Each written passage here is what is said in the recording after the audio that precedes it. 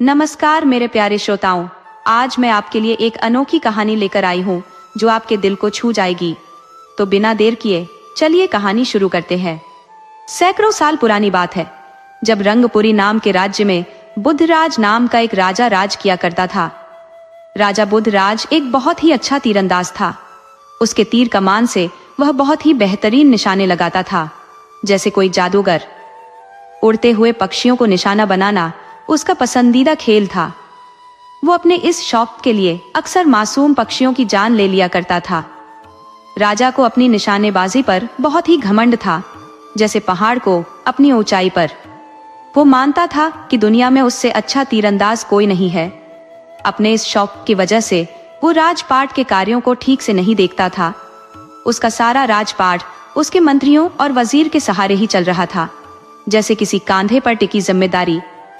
उसकी पत्नी, जिसका नाम सुंदरी था, वो राजा के इस शौकन को पसंद नहीं करती थी, क्योंकि इसमें बेगुनाह पक्षियों का मरना और साथ ही साथ राजपाट के कामों में होने वाली लापरवाही थी। राजा अक्सर ही अपनी निशानेबाजी की तारीफ खुद अपने मुंह से रानी के सामने किया करता था। रानी वैसे तो राजा के इस काम से खुश नहीं थी, पर वो राजा के सामने इसके बारे में कुछ न कहती।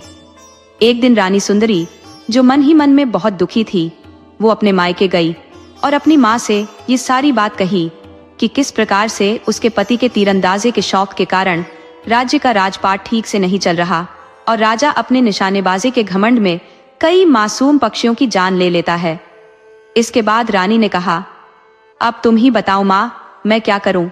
उसकी माँ ने कहा, तू फिक्र मत कर बेटी, मैं इस मुसीबत से तुझे निकाल लूंगी। बस तू ठीक वैसा ही करना जैसा कि मैं तुझे समझाती हूँ।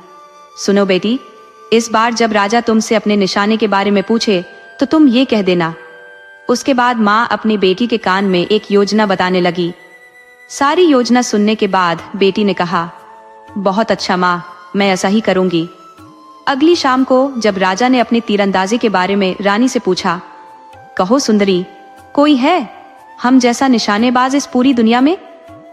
रानी ने सोचा और फिर बोली, अगर आपको बुरा न लगे तो मैं अपने दिल की बात कहूं तो महाराज सुनिए, अगर आप जानना चाहते हैं कि इस दुनिया में आपसे बेहतर तीरंदाज कोई है या नहीं, तो आपको इसके लिए पूरी दुनिया घूमनी होगी, जैसे कोई सफर पर निकलता है। घर पर बैठे बिठाए तो आपको अपने से अच्छा तीरंदाज मिलने से रहा। राजा ने गुस्से से कहा, अगर यही बात है तो फिर ठीक है, मैं अपने से अच्छा निशानेबाज ढूंढने के लिए आज ही निकल जाता हूँ, लेकिन मुझसे अच्छा तीरंदाज अगर कोई न हुआ तो? रानी ने शांत भाव से कहा, तो आप जो कहेंगे मैं करने के लिए तैयार हूँ। राजा बोला, ठीक है सुंदरी, तो सुनो, अगर मैं जीत गया तो तुम्हें मुझे सबसे अच्छा निशानेबाज मानना होगा, और अगर तुम जीती तो मैं 1 साल तक तुम्हें अपनी सूरत नहीं दिखाऊंगा। बोलो, मंजूर है? रानी ने तुरंत कहा, मुझे मंजूर है। और इस प्रकार राजा अपने से अच्छे तीरंदाज की खोज में निकल पड़ा।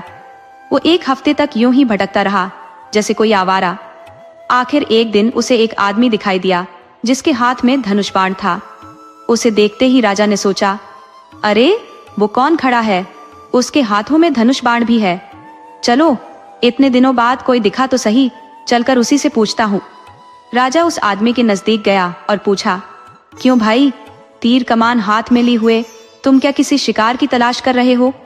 उस आदमी ने कहा, शिकार तो मैं कर चुका हूँ भाई, अब तो उसके नीचे गिरने की राह देख रहा हूँ, मगर तुम कौन हो? राजा ने कुछ सोचा और फिर कहा, मैं बुद्धराज हूँ और अपने से बड़े किसी निशानेबाज की तलाश में निकला हूँ, लेकिन तुमने नहीं बताया कि तुम कौन हो और शिकार के गिरने से तुम्हारा क्या मतलब है? उस आदमी ने हंसते हुए कहा, सुनो मित्र, मेरा नाम धनुष राज है। शिकार गिरने में तो अभी काफी समय पड़ा है, तब तक तुम मुझे ये बता डालो कि निशानेबाजी में तुमने क्या क्या तीर मारा है, जो अपने से किसी बड़े निशानेबाज की तलाश में तुम इस तरह से जंगल जंगल घूम रहे हो। राजा बुद्धराज ने अपने तीरंदाजी के गुण उसे बताए और फिर गर्व से बोला, अब तुम ही बताओ, मेरे जैसा तीरंदाज कहीं पर है? उसकी बात सुनकर धनुष राज नाम का वो आदमी ठहाका लगाकर हंसने लगा, जैसे कोई बेवकूफी पर हंसता है। उसको हंसता देखकर राजा ने कहा, तुम हंसते क्यों हो भाई, मैंने कोई मजाक तो नहीं किया। धनुष राज ने अपनी हंसी रोकते हुए कहा, अच्छा होता अगर सचमुच ही ये मजाक होता। अफसोस कि तुम शर्त हार गए हो। अब तुम्हें 1 वर्ष तक अपनी पत्नी और घर से दूर रहना होगा। अब भी वो दोनों बातें कर ही रहे थे कि तभी जमीन पर एक पक्षी आकर गिरा, जो कि घायल था और उसके शरीर पर एक बाण लगा हुआ था। उसको देखते ही धनुषराज ने कहा, आहा, मेरा शिकार आ गया। राजा बुधराज ये सब देखकर बहुत ही हैरान था। वो मन ही मन सोचने लगा, ये मैं क्या देख रहा हूँ? न तो इसने मेरे सामने शिकार किया और न ही कोई तीर चलाया, फिर तीर से घायल ये पक्षी यहाँ पर कैसे आकर गिर पड़ा? राजा ने हैरान होते हुए कहा, ये सब क्या करिश्मा है भाई, मेरी तो कुछ भी समझ में नहीं आ रहा। धनुषराज ने बड़े आत्मविश्वास से कहा, मेरा नाम धनुषराज यूं ही नहीं है। जानते हो, इस पक्षी को मैंने 30,000 फुट की ऊंचाई पर यहाँ से 1,000 मील दूर से तीर मारा था। मुझे इसके गिरने के स्थान का पूरा अनुमान था, जो कि बिल्कुल सही निकला।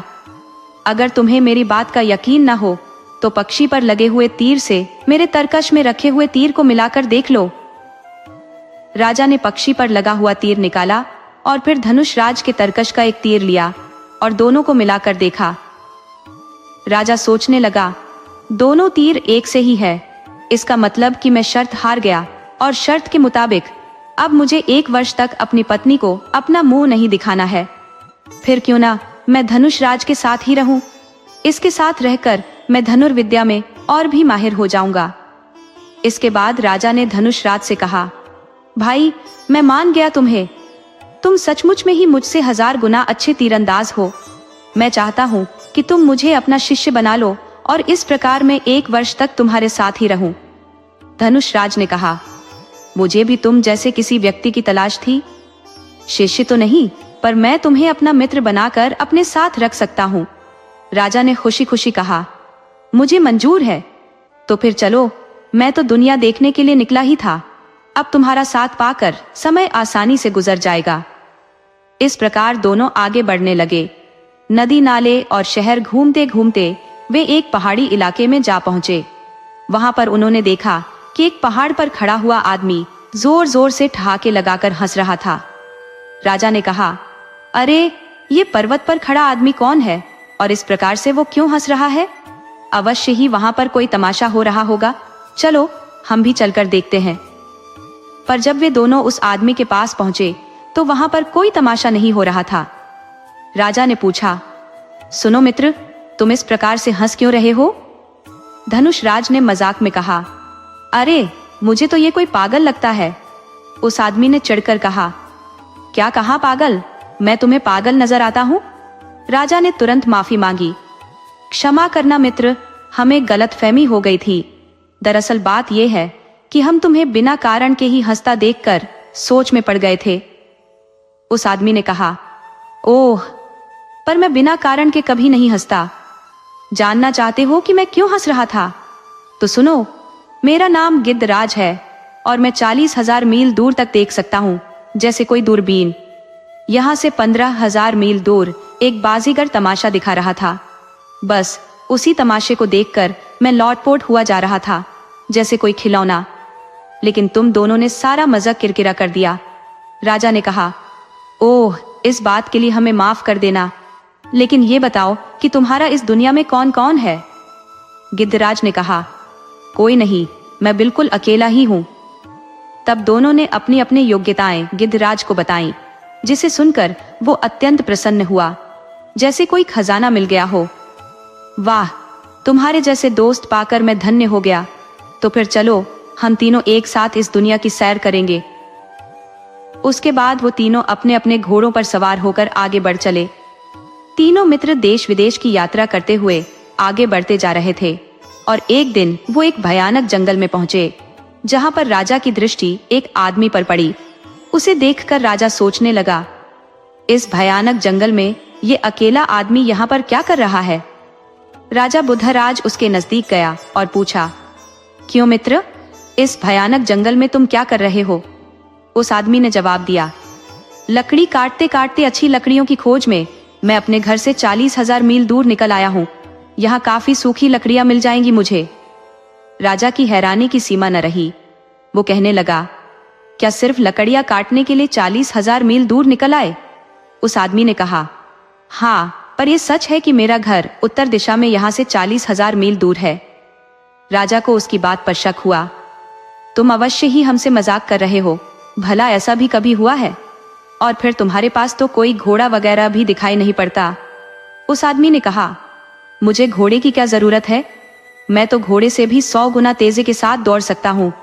1000 मील में 1 ही मिनट में तय कर लेता हूँ। मेरा नाम ध्रुवराज है। धनुषराज ने कहा, तुम कितना सच बोल रहे हो ये अभी पता चल जाएगा। दोस्त गिद्धराज, जरा देखकर तो बताओ कि ध्रुवराज सच बोल रहा है या नहीं। गिद्धराज ने कहा, अभी देखता हूँ। उत्तर दिशा की ओर 40,000 मील दूर एक नीम का पेड़ है।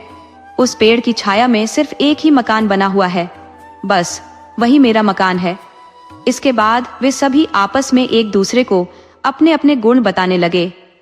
सबके गुण जानने के बाद वो बोला, मित्रों, घर में अकेला पड़ा पड़ा मैं बिल्कुल उदास हो जाता हूँ, जैसे कोई पक्षी पिंजरे में। क्या तुम लोग मुझे अपने साथ रख सकते हो? राजा ने कहा, क्यों नहीं मित्र, हम लोग दुनिया की सैर पर निकले हैं, तुम भी साथ में होगे तो और भी ज्यादा मजा आएगा। इस तरह से वे 3 से 4 हो चुके थे। चलते चलते वे एक नगर में जा पहुंचे। ध्रुवराज वहां पर पहले ही पहुंच चुका था। नगर में पहुंचने के बाद राजा ने कहा, हैरानी की बात है, सारे बाजार बंद है, गलियां सूनी पड़ी है, आखिर क्या कारण हो सकता है? गिद्धराज ने कहा, मुझे पास ही एक पेड़ के नीचे कुछ लोग दिखाई पड़ रहे हैं, हमें उन्हीं के पास चलकर नगर की उदासी का कारण पूछना चाहिए। कुछ ही पलों में वे उस पेड़ के नीचे जा पहुंचे, जहां पर एक बुजुर्ग आदमी उनसे मिला। उसने कहा, मित्रों, आप कौन लोग हैं? राजा ने जवाब दिया, हम तो मुसाफिर हैं बाबा, नगर में उदासी छाई देखी तो कारण पूछने के लिए आपके पास चले आए। उस बुजुर्ग ने बताया, हमारे राजा का एक ही लड़का है, पर इस समय वो एक भयानक बीमारी का शिकार है। इसका इलाज इस शहर से 200,000 मील दूर एक अमृत झरने का पानी है। वैद्य जी कहते हैं कि अगर शाम तक अमृत झरने का पानी राजकुमार को न पिलाया गया तो फिर उसे कोई नहीं बचा सकता। इसके लिए महाराज ने एक शर्त भी रखी है कि जो कोई भी वो पानी लाएगा उसके साथ राजकुमारी का विवाह करके उसे आधा राज्य भी दे देंगे। ओह, तो ये बात है। चारों दोस्त आपस में सलाह मशवरा करने लगे और फिर कुछ देर बाद वो उस आदमी से कहने लगे, हमें अपने राजा का महल दिखाओ, हम वो जल 1 घंटे से भी पहले ला सकते हैं। उस आदमी से रास्ते के बारे में पूछकर चारों मित्र महल में जा पहुंचे। दरबान ने उन्हें राजा के सामने पेश किया और राजा ने कहा, हमें तुम्हारी बात का यकीन तो नहीं आता, पर फिर भी हम तुम्हें इस शर्त पर जाने देंगे कि तुम अगर असफल हुए तो तुम्हारे बाकी मित्रों का सिर काट दिया जाएगा। तब तेजी से दौड़ने वाले मित्र ध्रुवराज ने कहा, मुझे मंजूर है महाराज। उसकी ये बात सुनकर बाकी तीनों मित्र हैरान थे। तब धनुषराज बोला, हमें ये शर्त मंजूर नहीं है। अगर किसी कारण से तुम्हें रास्ते में देर हो गई तो बेकार में ही हमें अपनी जान से हाथ धोना पड़ेगा। ध्रुवराज ने आत्मविश्वास से कहा, नहीं, ऐसा नहीं होगा, मुझे अपनी चाल पर पूरा भरोसा है। अगर समय पड़ने पर मित्र ही मित्र के काम नहीं आएगा तो कौन आएगा?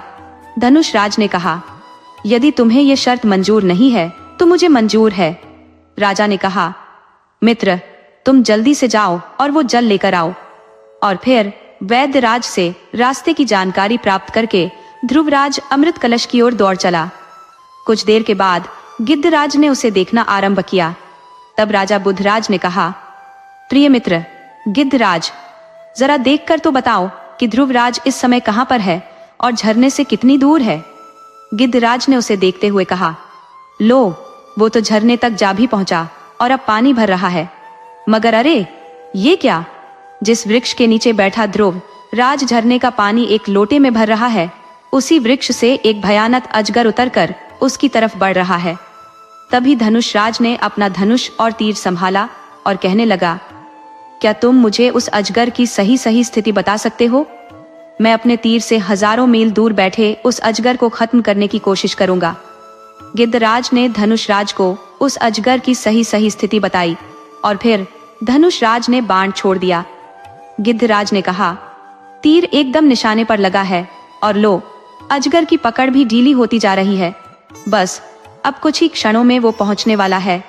कुछ देर बाद ध्रुवराज तेजी गति से भागता हुआ महल में आ पहुंचा। उसके हाथों में एक कलश था जिसमें उस झरने का जल भरा हुआ था। वैद्य जी ने राजकुमार को अमृत झरने का जल पिलाया। जल पीने के बाद राजकुमार ने कहा, मैं बिल्कुल ठीक हो गया पिताजी। राजा ने खुशी से कहा, वाह, आज मैं बहुत ही खुश हूँ। अब तुम में से किसी एक के साथ मेरी बेटी का विवाह होगा, पर यह फैसला तुम्हें ही मिलजुल कर करना होगा कि मेरी बेटी का हाथ तुम में से कौन थामे। तब राजा बुधराज ने कहा, राजकुमारी से विवाह करने का असली हकदार तो ध्रुवराज ही है महाराज।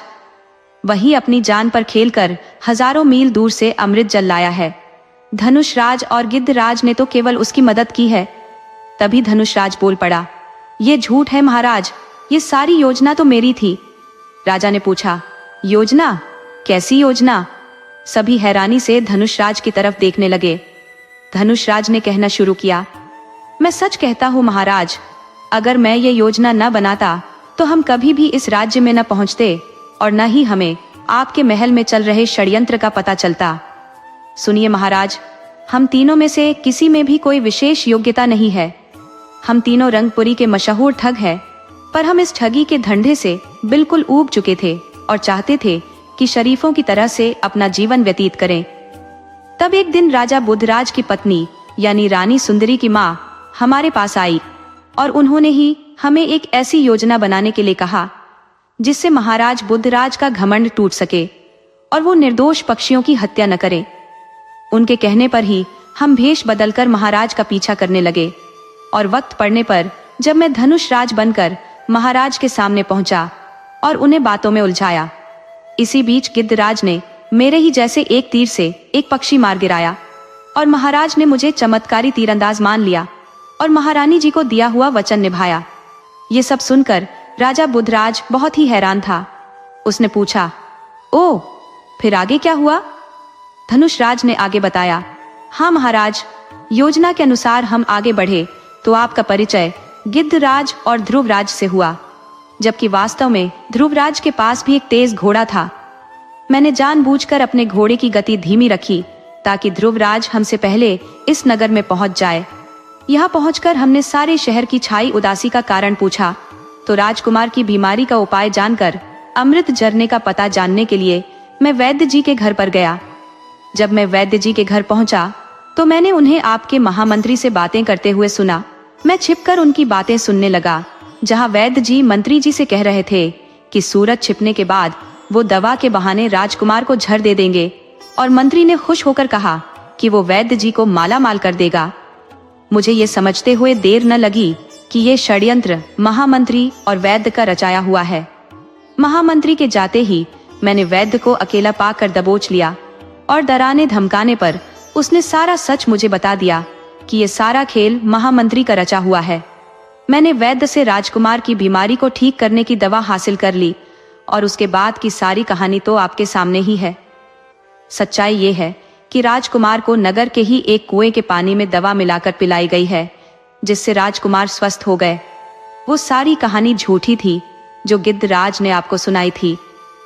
सैनिकों ने महामंत्री और वैद्य को उसी समय कारागार में डाल दिया और राजा ने कहा, तुम्हारा फैसला अब स्वयं राजकुमारी ही करेगी। राजकुमारी के आने पर राजकुमारी ने कहा, माना कि तुम तीनों ठग हो, पर आज तुम्हारे ही कारण एक खतरनाक साजिश का पर्दाफाश हुआ है। तुम्हारे भीतर एक अच्छा इंसान बनने की ललक भी है, इसीलिए शर्त के मुताबिक मैं विवाह तो ध्रुवराज से ही करूंगी, क्योंकि तुम राजा बुधराज के मुजरिम हो, इसीलिए पहले उनकी अनुमति लेनी चाहिए। राजा बुधराज का घमंड अब चूर चूर हो चुका था जैसे कांच। उसने इसके लिए कोई आपत्ति नहीं की। इसके बाद राजा बुधराज ने धनुषराज और गिद्धराज को अपना विशेष सहयोगी नियुक्त कर लिया और वापस महल लौट आया। महल लौटने पर रानी महाराज को देखकर बहुत ही प्रसन्न हुई। तब महाराज ने कहा, रानी, अब हमें समझ में आ चुका है कि निर्दोष पक्षियों को अपने शौक के लिए मारना ठीक बात नहीं है।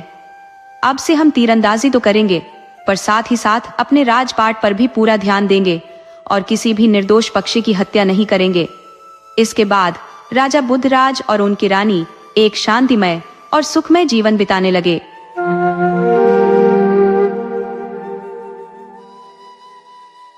ये कथा एक अति प्राचीन समय की है। लक्ष्मीपुर नामक नगर में एक धनाढ्य व्यक्ति लाखा सेठ अपने परिवार संग निवास करता था। उनकी संपन्नता का अंदाजा इस बात से लगाया जा सकता था कि उनके घर में किसी भी वस्तु का अभाव नहीं था।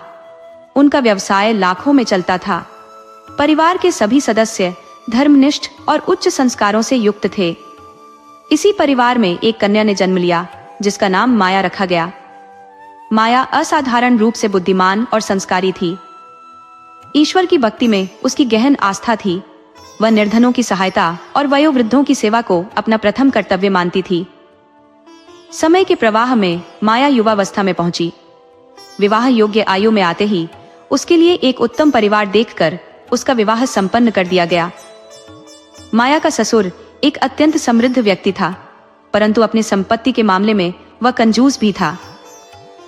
दुल्हन बनकर माया जब अपने ससुराल पहुंची तो उसने अपने उच्च संस्कारों से पूरे परिवार का दिल जीत लिया। अपने पति, सास और ससुर की निस्वार्थ सेवा करके उसने सभी को प्रसन्न कर दिया। ससुराल में कुछ वर्ष बीत गए। एक दिन प्रातःकाल की बात है। माया अपने घर के आंगन की सफाई कर रही थी। तभी एक युवा सन्यासी उनके द्वार पर आ पहुंचा। वह द्वार पर खड़ा होकर विनम्र स्वर में बोला, देवी, मैं एक सन्यासी हूँ, भिक्षा के लिए आया हूँ, कृपया कुछ दान दीजिए। उसकी आवाज सुनते ही माया बाहर आई और मुस्कुराते हुए बोली, बाबा, इतनी जल्दी क्या है, थोड़ी प्रतीक्षा कर लेते। इस पर सन्यासी ने कहा, देवी, मुझे भय है। सन्यासी का उत्तर सुनकर माया खिलखिलाकर हंस पड़ी। उस समय घर के भीतर माया का ससुर भी मौजूद था, जो इन दोनों के वार्तालाप को बड़े ध्यान से सुन रहा था। जब सेठ ने अपनी नवविवाहित बहू माया और युवा सन्यासी के बीच संवाद को ध्यानपूर्वक सुना तो उसके भीतर शंका का बीज अंकुरित होने लगा। माया के शब्द, आखिर इतनी जल्दी क्या है, सुनकर उसके विचार विचलित हो उठे। उसे लगने लगा कि माया और उस नौजवान सन्यासी के बीच कोई गूढ़ संबंध छिपा है। सेठ के मन में संशय का बादल और गहरा हो गया जब उसने माया और सन्यासी को हंसी ठिठोली करते देखा। वह सोचने लगा, जरूर कोई छुपा हुआ रिश्ता है, अन्यथा मेरी बहू ऐसा व्यवहार क्यों करेगी। इस विचार ने उसे अपनी चारपाई छोड़कर और नजदीक से उनकी बातचीत सुनने पर विवश कर दिया। सन्यासी ने माया से पूछा, हे देवी, आपकी आयु कितनी है। इस पर माया ने मुस्कुराते हुए उत्तर दिया, महात्मा जी, मेरी उम्र तो अभी मात्र 10 वर्ष की है। यह सुनकर सेठ चौंक गया। उसके मन में विचार आया, मेरी बहू ऐसा झूठ क्यों बोल रही है, आखिर इस युवा सन्यासी से उसकी क्या मंशा हो सकती है। सन्यासी ने फिर प्रश्न किया, तो देवी, आपकी सास की उम्र कितनी होगी। माया ने हंसते हुए जवाब दिया, महात्मा जी, उनकी उम्र तो केवल 8 वर्ष है। ये सुनकर सेठ का मस्तिष्क जैसे थम सा गया। उसकी सोच और अधिक उलझन में पड़ गई। उसने मन ही मन कहा, मेरी बहू यह अजीबोगरीब बातें क्यों कर रही है, ये सब क्या मायने रखता है। सेठ ने निश्चय किया कि वह इस वार्तालाप का अंत तक साक्षी बनेगा। उसके भीतर यह विश्वास और प्रबल हो गया कि उसकी पुत्र वधू कुछ छुपा रही है और यह सब कुछ उसके बेटे को धोखे में रखने के लिए है। कहीं यह सन्यासी के प्रेम पाश में तो नहीं बंध गई। सेठ ने स्वयं से प्रश्न किया। सेठ के मन में दूसरी दुविधा यह उत्पन्न हुई कि वह अपनी बहू से तुरंत ही सारा सच पूछ ले, परंतु यह विचार आते ही उसने स्वयं को रोका और सोचा, अभी जल्दबाजी करना उचित नहीं होगा, पहले इनकी सारी बातें सुन लूं, देखूं ये दोनों और क्या क्या कहते हैं। जब यह सन्यासी यहाँ से चला जाएगा तब मैं माया से उसकी मंशा पूछूंगा और अपने बेटे को भी इसकी सूचना दूंगा। उसकी जिज्ञासा बढ़ती जा रही थी। वह पुनः उनके वार्तालाप पर ध्यान केंद्रित करने लगा। इधर सन्यासी ने एक और प्रश्न किया, हे देवी, आखिर तुम्हारे पति की आयु कितनी है। माया ने हंसते हुए बिना किसी झिझक के उत्तर दिया, महात्मा जी, मेरे पति की उम्र तो केवल 1.5 साल की है। इस उत्तर ने सेठ के भीतर हलचल मचा दी। खिड़की के पीछे खड़े खड़े उसने सोचा, मेरी बहू तो पूर्णतः विचित्र बात कर रही है। पहले यह अपनी उम्र 10 वर्ष बता रही थी, फिर अपनी सास की 8 वर्ष और अब अपने पति की उम्र 1.5 साल। यह सब क्या नाटक चल रहा है। अब देखता हूँ वह मेरी आयु के बारे में क्या कहेगी। सन्यासी ने पुनः सवाल किया, आपने अपनी सास की और अपने पति की आयु तो बता दी, अब यह भी बताइए कि आपके ससुर की उम्र कितनी है। इस पर माया ने मुस्कुराते हुए कहा, हे सन्यासी महाराज, मेरे ससुर की आयु मैं कैसे बताऊं, उनका तो अभी जन्म ही नहीं हुआ। इस उत्तर ने सेठ को जैसे जड़वत कर दिया। उसका सिर घूमने लगा। वह बड़बड़ाया, ये सब क्या हो रहा है? मेरे बेटे के साथ इसका विवाह हुआ है और ये कह रही है कि मेरा जन्म ही नहीं हुआ। क्या यह मुझे पागल बना रही है या फिर यह स्वयं पागल हो गई है? सन्यासी के विदा लेने के बाद माया घर के अंदर चली गई। दूसरी ओर क्रोध से तमतमाते हुए सेठ अपने कमरे से बाहर निकला। वह सोचने लगा, मुझे अब माया से यह प्रश्न करना चाहिए कि वह उस युवा सन्यासी के साथ हंसते हुए कैसी अजीबोगरीब बातें कर रही थी। परंतु अगले ही पल उसने स्वयं को रोकते हुए कहा, नहीं, मेरी बहू चरित्रहीन है। मैंने स्वयं अपनी आंखों से देखा और कानों से सुना। मुझे उससे कुछ पूछने की आवश्यकता नहीं। अब मैं इस मामले को पंचायत में ले जाऊंगा और न्याय की गुहार करूंगा। इसने तो हमारे परिवार की प्रतिष्ठा को मिट्टी में मिला दिया है। पंचायत में पहुंचने के बाद सेठ ने दृढ़ स्वर में कहा, मैं अपनी पुत्रवधू से प्रश्न करूंगा, सबके समक्ष।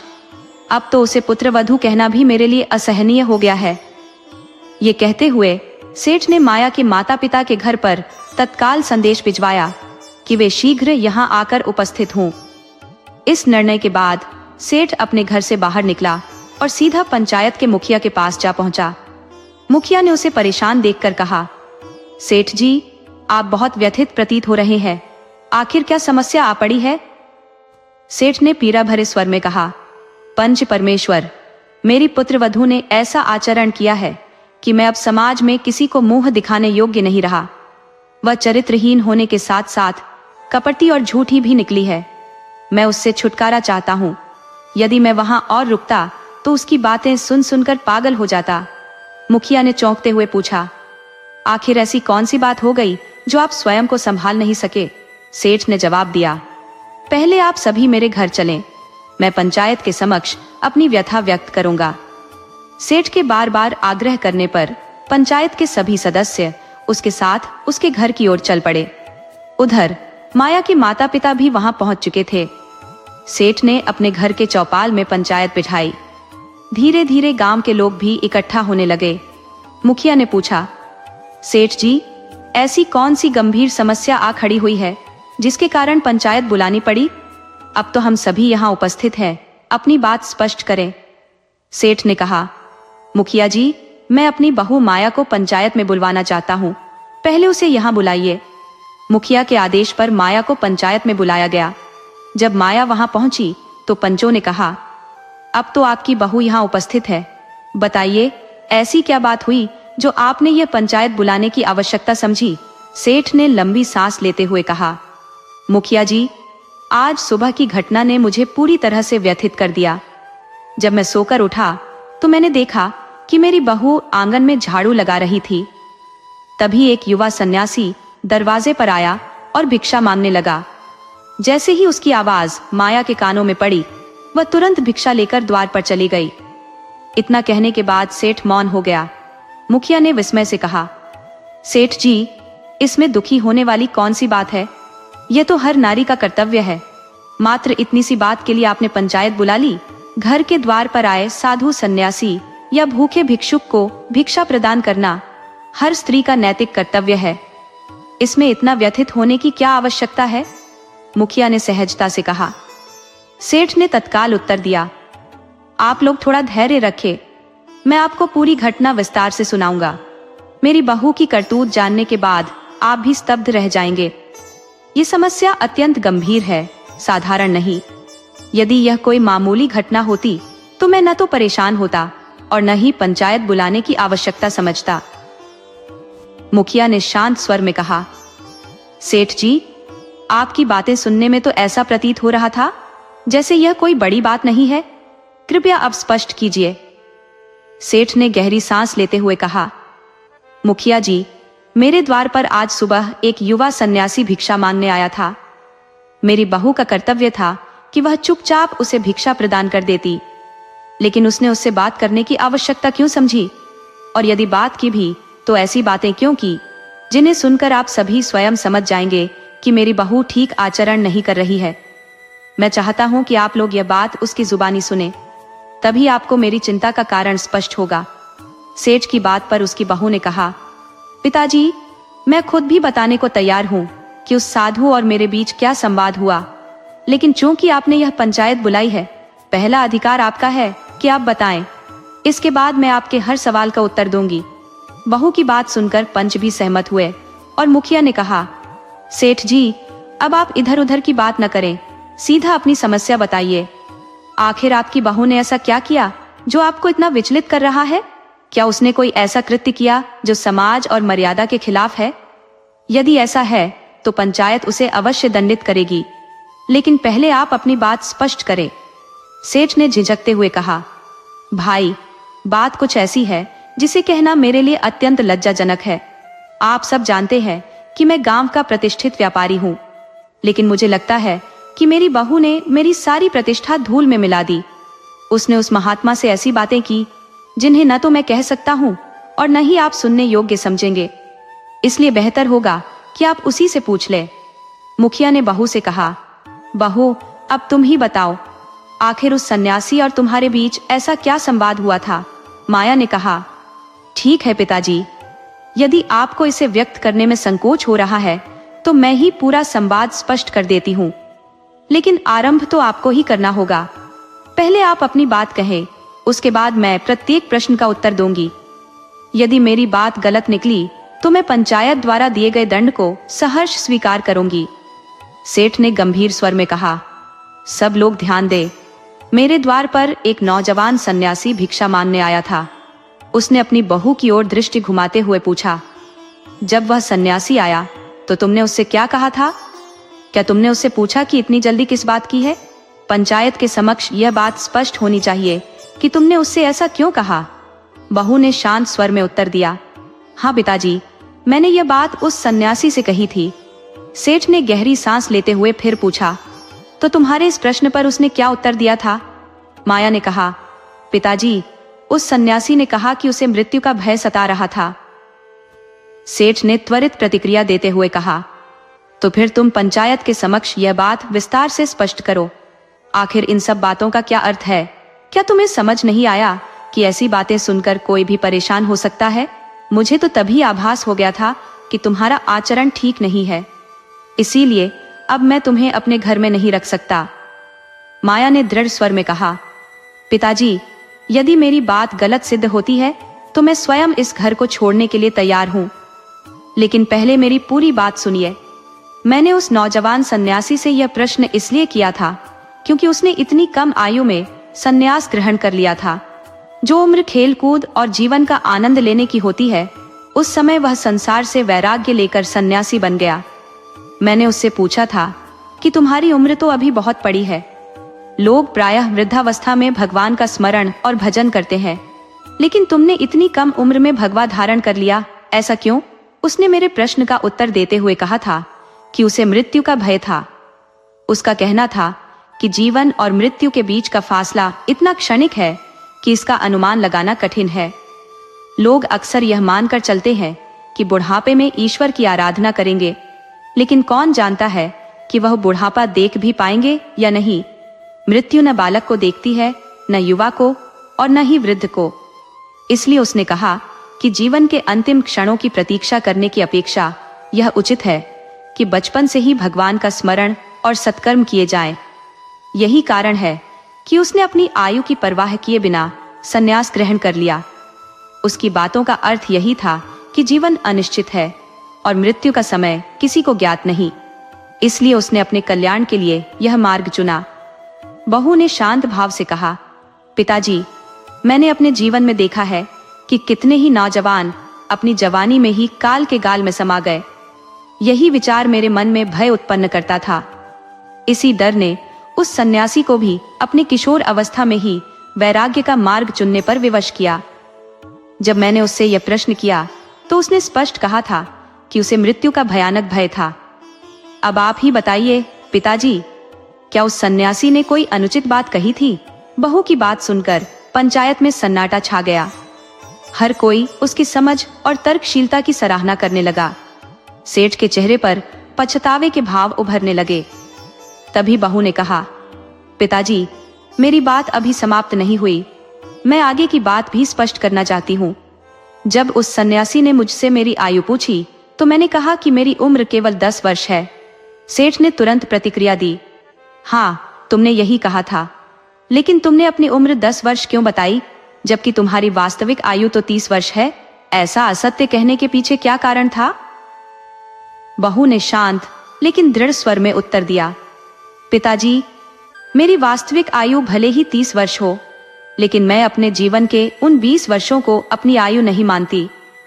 मेरी दृष्टि में जीवन की सार्थकता वहीं से आरंभ होती है जहां से मनुष्य ईश्वर से जुड़ता है। आज से 10 वर्ष पूर्व मैंने एक संत को अपना गुरु माना और ईश्वर की भक्ति का मार्ग चुना।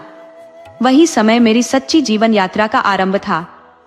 मैंने उस सन्यासी से यही कहा कि केवल वह समय महत्वपूर्ण है जो भगवान की भक्ति और सत्कर्म में व्यतीत हुआ हो। बाकी समय तो जैसे पशुओं का जीवन केवल भोजन, निद्रा और सांसारिक कामनाओं में ही व्यर्थ हो जाता है। यदि जीवन में भक्ति न हो तो ऐसी आयु को सफल नहीं कहा जा सकता। इसलिए मैंने अपनी सार्थक आयु केवल 10 वर्ष बताई। अब आप ही बताइए पिताजी, मैंने उस सन्यासी से ऐसा कहकर क्या अनुचित किया? सेठ इस उत्तर से निरुत्तर हो गया। पंचायत में बैठे सभी लोग बहू की बुद्धिमत्ता और धार्मिक दृष्टिकोण की प्रशंसा करने लगे। हर तरफ से वाह वाह की गूंज उठी। सेठ ने फिर पूछा, बहू, ये तो समझ में आ गया कि तुमने अपनी आयु 10 वर्ष क्यों बताई, लेकिन तुमने अपनी सास की आयु 8 वर्ष और अपने पति की आयु 5.5 वर्ष क्यों बताई, जबकि उनकी वास्तविक आयु इससे कहीं अधिक है? इसका अर्थ भी स्पष्ट करो। पंचायत के लोग भी उत्सुक हो गए। सभी माया के अगले उत्तर की प्रतीक्षा करने लगे। तब बहू ने गंभीर स्वर में कहा, ससुर जी, कृपया मेरी बात को ध्यानपूर्वक सुने। जब सन्यासी महात्मा ने मुझसे यह पूछा था तब मैंने ऐसा क्यों कहा, यह बताना चाहूंगी। जब मैं अपने मायके से इस घर में आई तो मैंने देखा कि यहाँ पूजा पाठ का कोई स्थान नहीं था, न ही कभी कोई सत्संग या धार्मिक चर्चा होती थी। लेकिन मेरे आग्रह पर सासू माँ ने सत्संग में जाना आरंभ किया। वह भगवान के भजन सुनने लगी और उनकी भक्ति में रमने लगी। सत्संग, भजन और पूजा करते हुए अब 8 वर्ष बीत चुके हैं। इसीलिए मैंने सन्यासी महात्मा को बताया कि मेरी सासू माँ की उम्र अभी मात्र 8 वर्ष है। बताइए पिताजी, क्या मैंने कुछ अनुचित कहा? ससुर यह सुनकर आश्चर्यचकित हो गए। बोले, अच्छा, तो यह बात थी, मैं तो तुम्हें गलत समझ रहा था। माया ने आगे कहा, पिताजी, इसी तरह मैंने अपने पति की उम्र भी 5.5 वर्ष बताई, क्योंकि 5.5 वर्ष पूर्व सासू माँ की तबीयत बेहद खराब थी। वह चलने फिरने में भी असमर्थ थी। तब मेरे पति हमें मंदिर लेकर जाया करते थे। इसी बहाने उन्हें भी भगवान के दर्शन होते और धीरे धीरे उनकी रुचि भक्ति में बढ़ने लगी। इसीलिए मैंने समझा कि उनके जीवन का असली आरंभ उसी दिन से हुआ। इसीलिए मैंने उनकी आयु 5.5 वर्ष बताई। फिर माया ने ससुर की ओर देखते हुए कहा, पिताजी, अंत में जब सन्यासी महात्मा ने आपकी उम्र पूछी तो मैंने कहा कि आपका जन्म अभी तक नहीं हुआ, क्योंकि जब से मैं इस घर में आई हूँ मैंने आपको कभी मंदिर जाते नहीं देखा। आपने कभी पूजा पाठ नहीं किया, न किसी संत महात्मा का सत्कार किया, न कभी किसी धार्मिक कार्य में सहभागिता दी। यहाँ तक कि आपने अपने हाथों से कोई दान भी नहीं दिया। आप धर्म कर्म से पूरी तरह दूर रहे। ससुर ने गंभीर स्वर में कहा, मुझे व्यापार में इतनी व्यस्तता रहती है कि पूजा पाठ के लिए समय नहीं मिल पाता। मैं तो तुम लोगों के भविष्य की चिंता में लगा रहता हूँ, इसलिए धन संग्रह करता हूँ। माया ने शांत लेकिन तीखे स्वर में उत्तर दिया, पिताजी, धन संचय तो सांसारिक कार्य है, लेकिन धर्म कर्म आत्मा का कार्य है। आपने कभी अपने जीवन में 1 रुपया भी दान नहीं दिया, कभी किसी तीर्थ यात्रा पर नहीं गए, यहाँ तक कि घर में भी ईश्वर का स्मरण नहीं किया। जब आपने अपने जीवन में कोई पुण्य कार्य नहीं किया तो मेरी दृष्टि में यह समझना उचित है कि आपका आत्मिक जन्म अभी तक नहीं हुआ। इसीलिए मैंने सन्यासी महात्मा से कहा कि आप तो अभी जन्मे ही नहीं है। पंचायत के लोग माया की इन गूढ़ और विचारशील बातों को सुनकर विस्मित रह गए। हर तरफ उसकी प्रशंसा के स्वर गूंजने लगे। सेठ अपनी पुत्रवधू के मुख से ऐसी बातें सुनकर अत्यंत लज्जित हुआ। उसने पूरे पंचायत के समक्ष अपने दोनों कान पकड़कर अपनी बहू से क्षमा याचना की और कहा, बेटी, मैं तुम्हारे बारे में गलत धारणा रख रहा था, मुझे क्षमा कर दो। तुम्हारी बातों ने मुझे यह महसूस कराया है कि वास्तव में मुझे तुम पर गर्व होना चाहिए। तुम अत्यंत बुद्धिमान हो। इसके उपरांत सेठ ने पंचायत के सभी सदस्यों से भी हाथ जोड़कर माफी मांगी और अपनी पुत्रवधू को लेकर घर के भीतर चला गया। घर पहुंचकर सेठ ने अपनी बहू से कहा, बेटी, तुमने आज मेरी आंखें खोल दी। ऐसा प्रतीत होता है कि आज तक मेरा वास्तविक जन्म ही नहीं हुआ था। अब मैं जीवन को सही मायने में जीने की इच्छा रखता हूँ। बहू मुस्कुराई और बोली, यह तो अत्यंत शुभ विचार है पिताजी। जब जागो तभी सवेरा। यह भी बड़ी बात है कि आप अब ईश्वर के प्रति जागरूक हो रहे हैं। कई लोग तो पूरा जीवन भोग विलास और निद्रा में बिता देते हैं, भगवान का स्मरण तो दूर की बात है। अगले दिन सेठ ने अपने मुनीम को बुलवाया और कहा, मुनीम जी, गोदाम में जो पिछले वर्ष का अनाज पड़ा है वह अब सड़ने की अवस्था में है।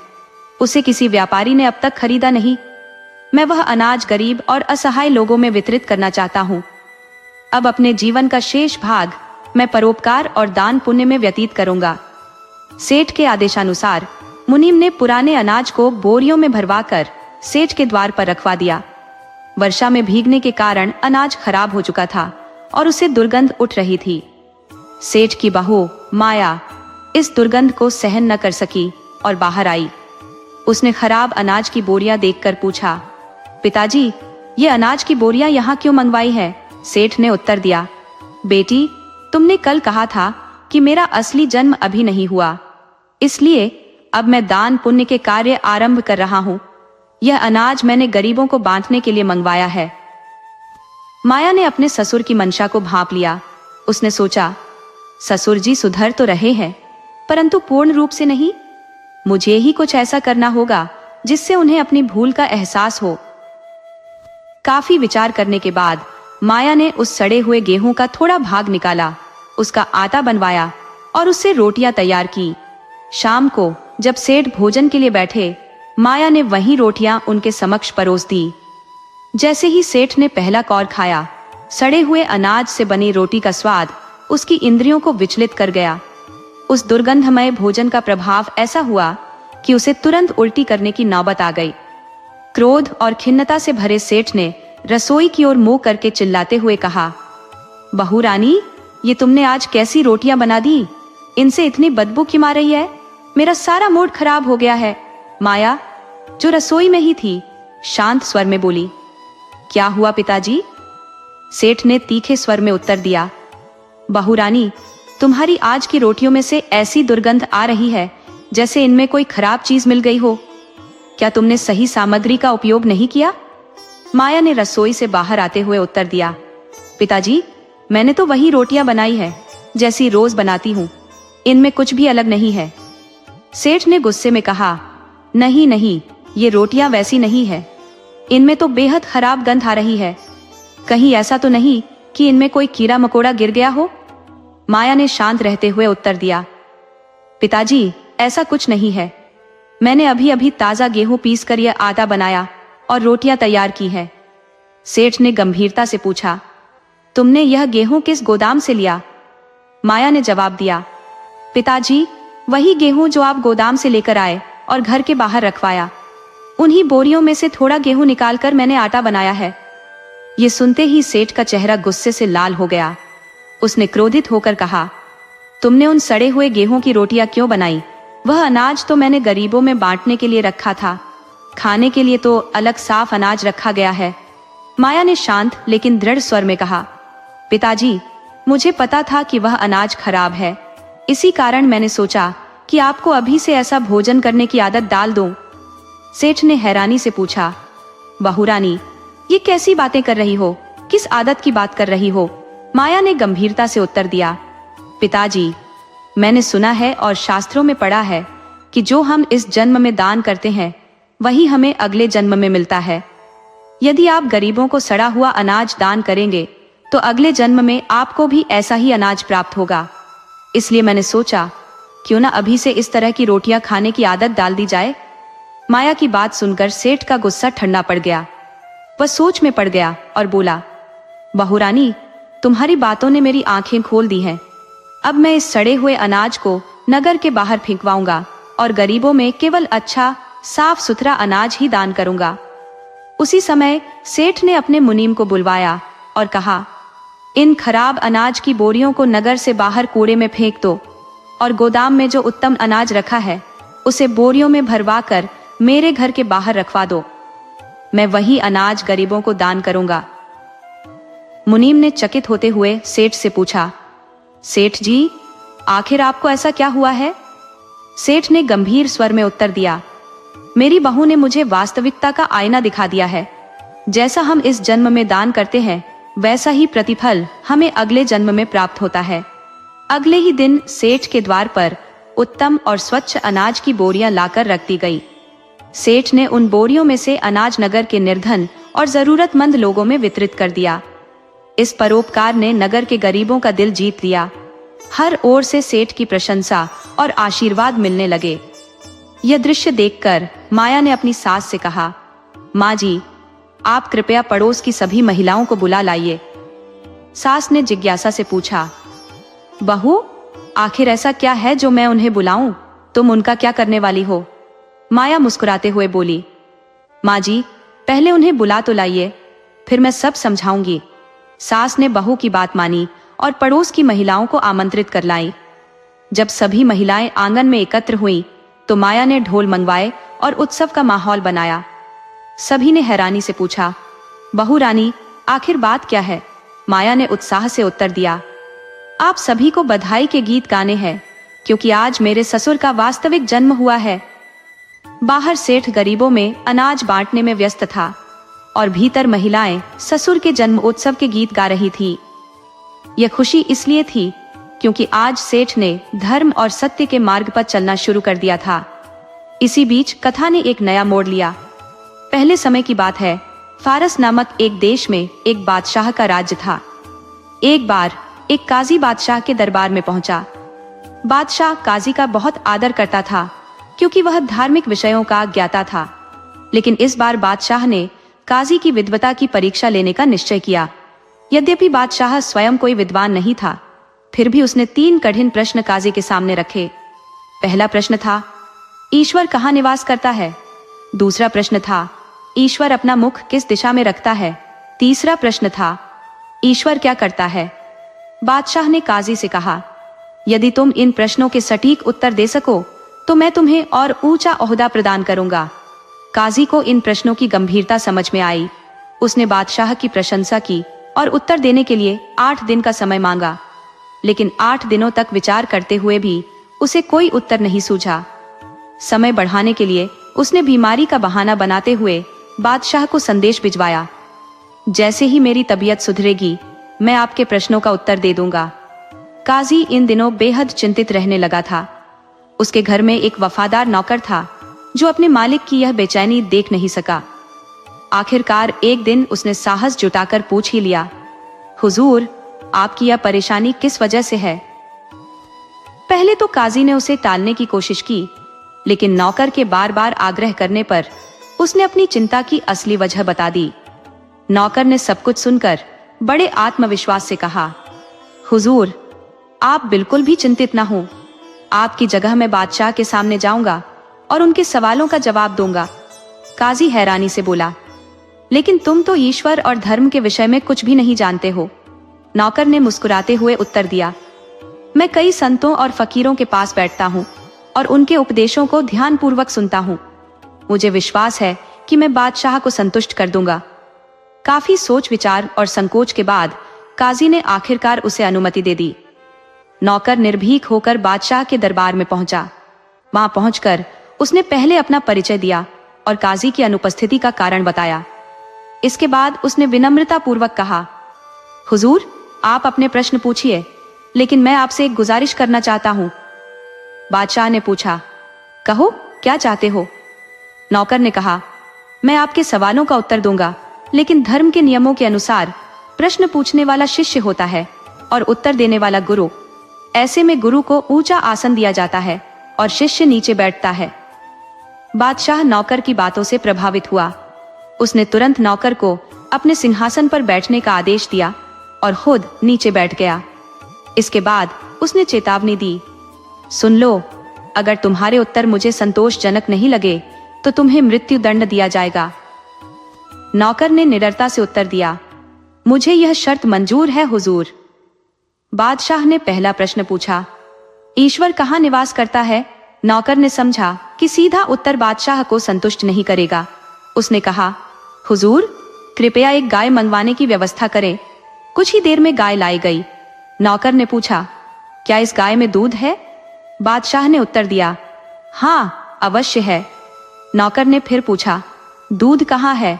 बादशाह ने कहा, इसके थनों में। नौकर ने गंभीरता से कहा, यह गलत उत्तर है। दूध पूरे गाय के शरीर में व्याप्त होता है, थन तो केवल उसे बाहर निकालने का माध्यम है। इसके बाद नौकर ने एक लोटे में दूध मंगवाया और पूछा, हुजूर, क्या इस दूध में मक्खन है?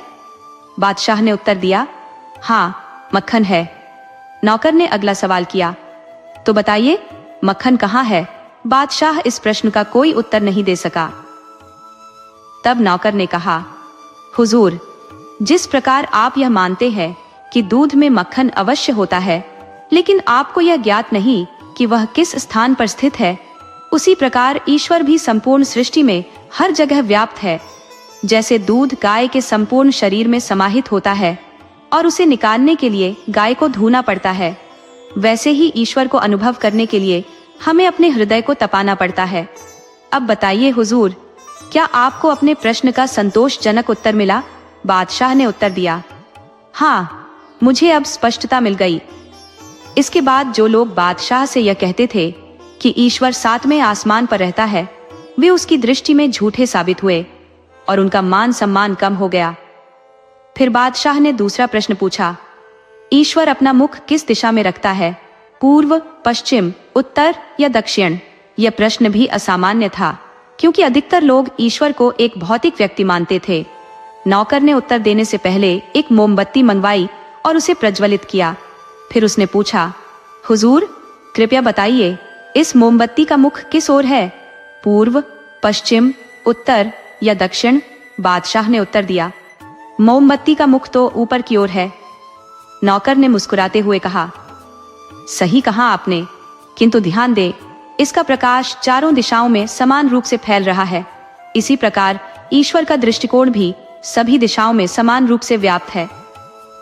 नौकर का यह उत्तर सुनकर बादशाह अत्यंत प्रसन्न हुआ और उसके ज्ञान से प्रभावित भी।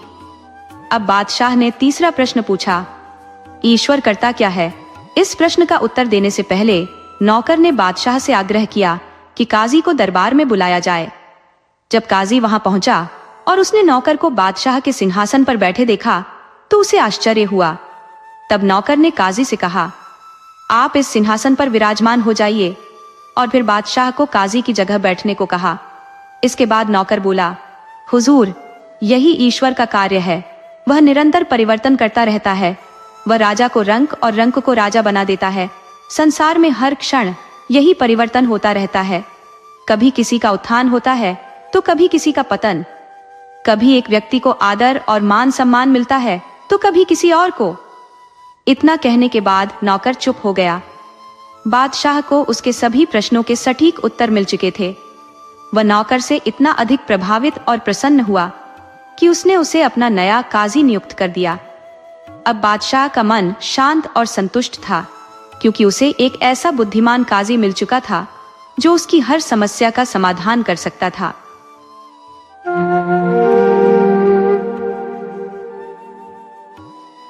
बहुत पुरानी बात है। एक राजा था जिसे अपनी प्रशंसा सुनने का अतुलनीय शौक था। उसे इस बात का नशा था कि लोग उसकी तारीफों का अंबार लगाते रहे। वह अपनी प्रशंसा स्वयं भी बढ़ा चढ़ाकर करता और प्रजा के समक्ष भी यही अपेक्षा रखता कि वे उसकी जय जयकार करें। परंतु प्रजा, जो उसके भय से दबती थी, केवल उसके सामने उसकी प्रशंसा करती और उसकी पीठ पीछे उसकी बुराइयां करती। राजा इस भ्रम में जी रहा था कि वही अपनी प्रजा का सर्वस्व है और उसके बिना उनकी जीविका असंभव है। जब राजा शिकार खेलने या दरबारी कार्यों से निवृत्त होकर महल लौटता, तो वह अपने परिवार के सदस्यों से एक ही प्रश्न पूछता, तुम सब किसके भाग्य का अन्न खा रहे हो? परिवार के सभी सदस्य भयवश उत्तर देते, महाराज, हम तो आपके भाग्य का खा रहे हैं।